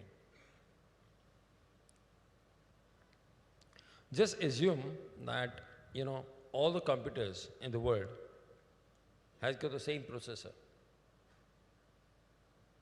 or all iPhones have the same processor, or maybe all the cars have got the same engine. That's what we are doing with diamonds. When we talk about jewelleries, all the jewelleries, if you draw a parallel between jewellery and a car, diamond to a jewellery is an engine to a car. Assume that all the cars have got exactly the same engine, Maruti 800 engine, a Mercedes driven by an 800 engine, Rolls-Royce driven by 800 engine. That's what we are doing. We are trying to push one diamond design for all the jewellery pieces. We definitely need a big change here. If we have to draw an understanding how we can, understand from other businesses, let's talk about BCCI, the Board of Control of Cricket in India. Their profit in 2009 was merely 21 crore. Okay? It has, today in 2022, the profit went up to 6,800 crores. More than 300 times growth. What happened? IPL was introduced. So they introduced a game where, the risk was completely mitigated. Come what may happen, the game will be played. If things are not okay in India, they'll be played in Dubai as well. And in every day, every match,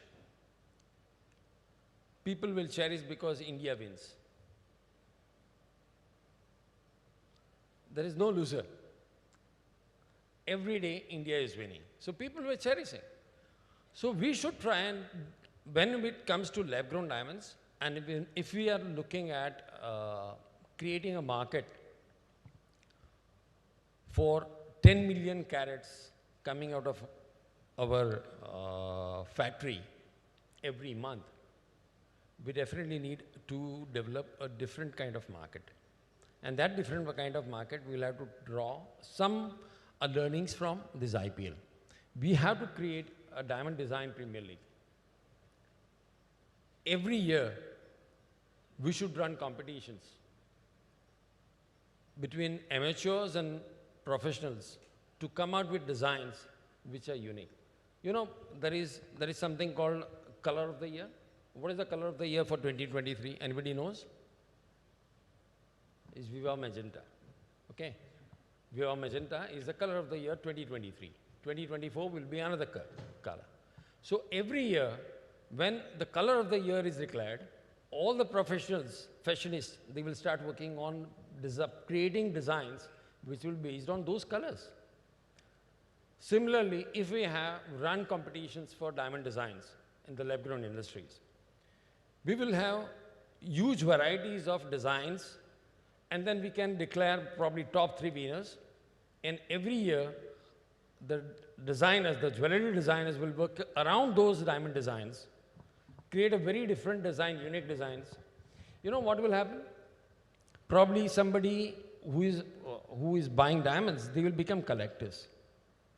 And if they miss a diamond of 2025, they'll be ready to pay a premium or heavier premium in the year 2030. So I think that is something which is very unique. And the whole design and production of those designs could be crowdfunded. You can create a crowdfunding where people are ready to buy or means pay in advance for the designs which are going to come out in 2024. So maybe we should not try and think of having a piggyback ride for on the naturals. Let's create a completely different diamond business model for the lab-grown diamonds. Thank you, Janak. Little bit of controversy, but that's fine.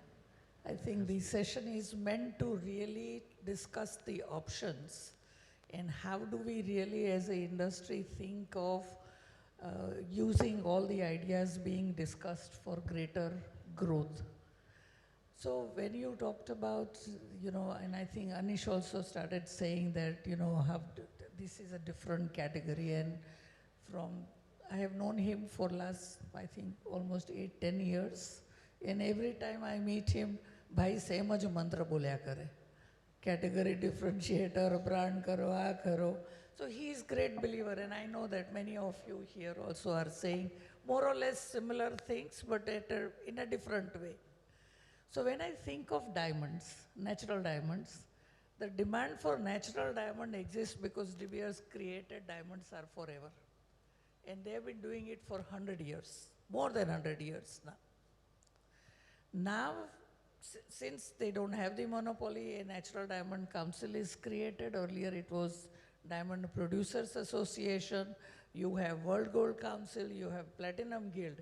So they are doing the category marketing. World Gold Council promotes gold, Platinum Guild promotes platinum, DPA and now Natural Diamond Council is promoting natural diamonds. For the lab-grown category, the question is there a platform? Anish is laughing already.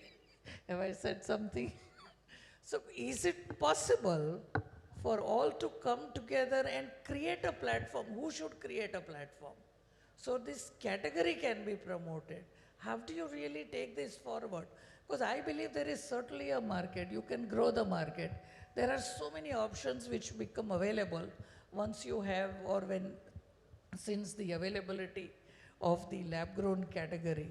So this is something where I would like each one of you to respond for just 1 or 2 minutes as to can we build, is there a need for such a platform? How do we manage and how can we do this? Do you want to start?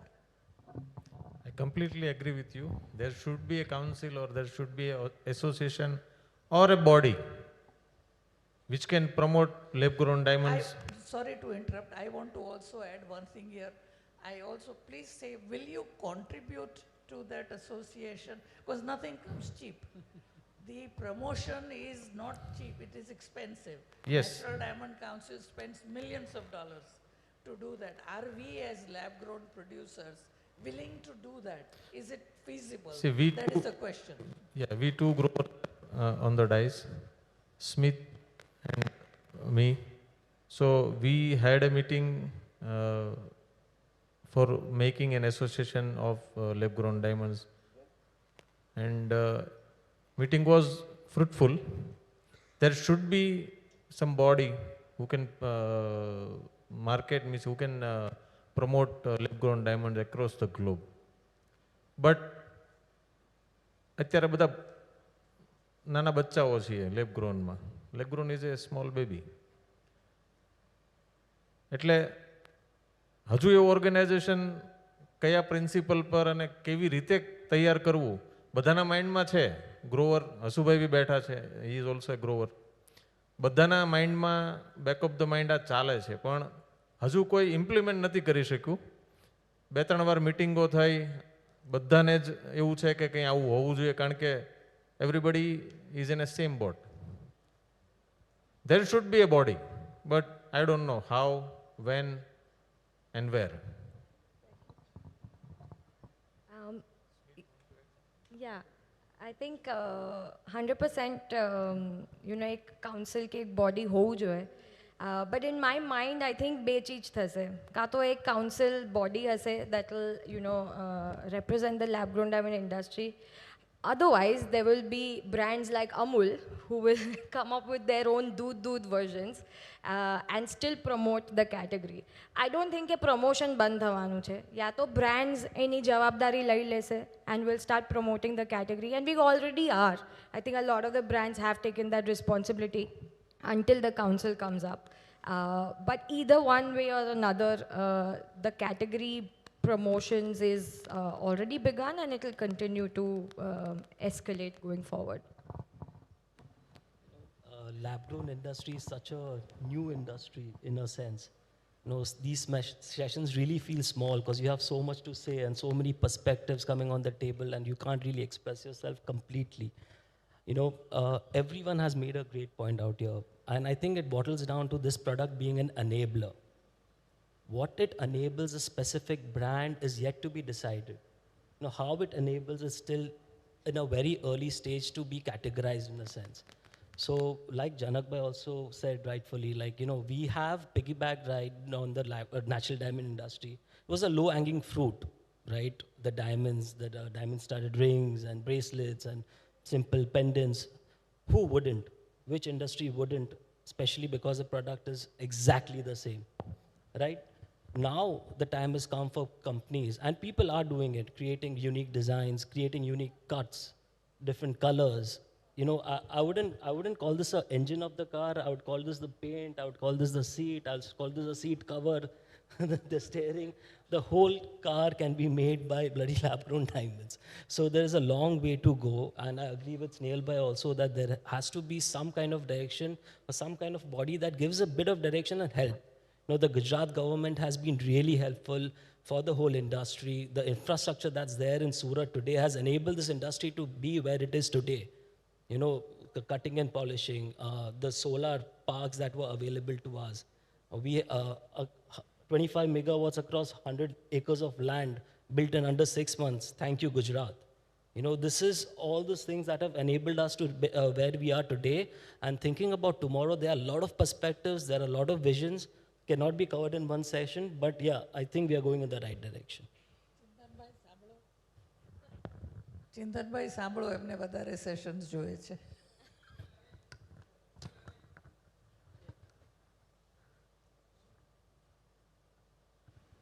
So, when it comes to marketing, I think I have a little different viewpoint. First and foremost, the success of any product at consumer level is only possible if you connect culture, you have connectivity with the consumer, and then you connect it backward to production.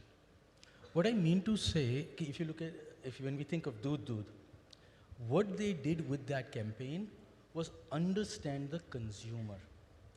Trade bodies are required. Sadly, this industry is very fragmented because we come from a culture where we didn't have to do this anyway in the past. If you look at the earth mine diamond category, they were being fed. They didn't have to do anything. Diamond manufacturers, retailers are not used to spending a penny. They are used to, okay, DPA will do the job, they will have one pendant, and I'm going to produce and pump it in the market.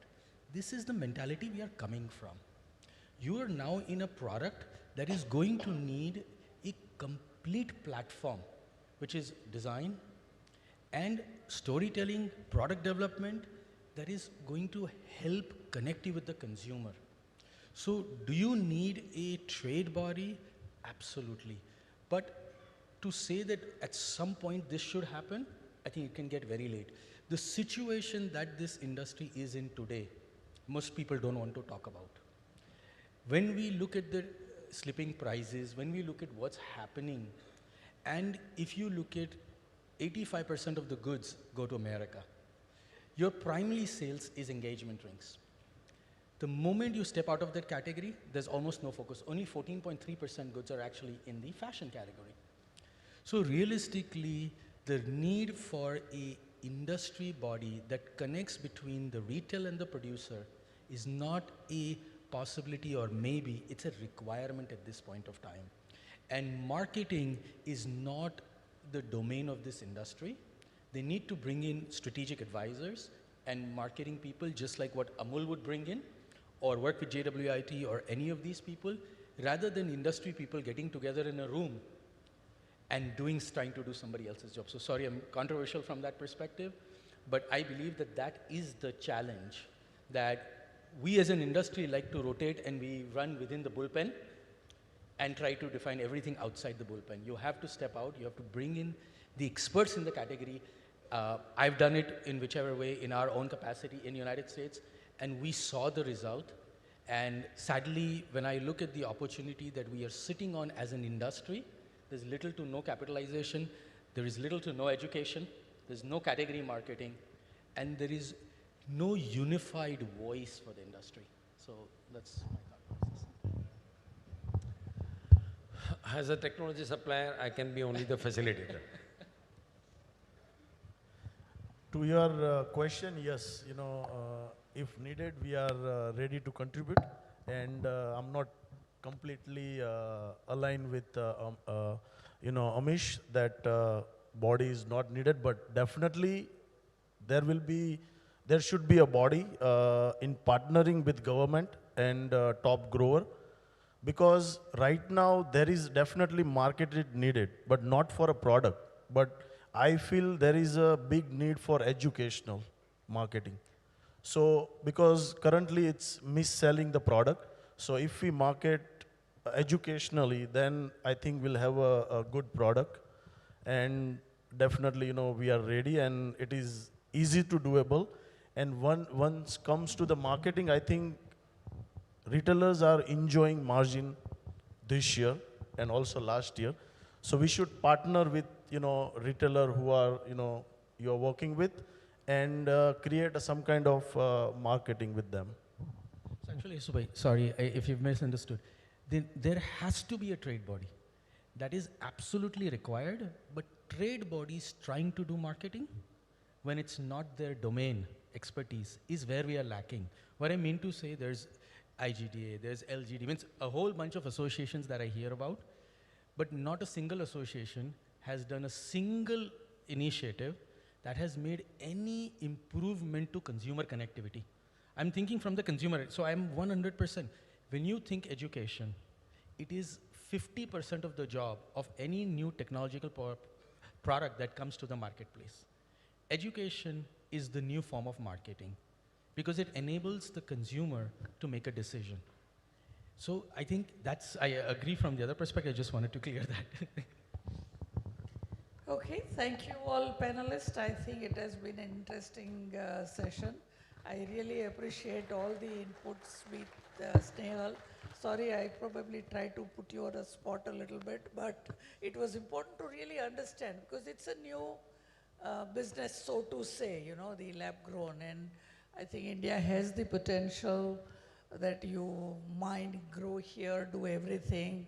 The value chain, and especially in this category, the value chain is so short that all the investments will have to be made either by the lab growers, they will have to make jewelry, and they'll have to communicate or create alliances and partnerships. Because of the inventory, no one is willing to store or hold the inventory. So I think that's where there is a greater emphasis on the role that the lab growers would play going forward. So thank you all for being. We are ready to contribute, and we are ready for making a body, and all are agree with that point. Two important points what I want to share is, first is, as Amish told, consumer awareness. So that is the most critical part for LGD industry. Okay, and Sir, as a consumer, I would like to ask a question. I don't know whether the audience has or not. I've recently bought a bracelet which is lab grown. I'm wearing currently the natural diamonds. So now I want to know, because the world is changing and jewelry design, what I like is not to be preferred by my daughter after a couple of years. She would say that this design is obsolete. So do I get the resale for the lab grown diamonds? 100%. Because see, brands offer 100% on the gold price, 80% on the diamond price cashback. All brands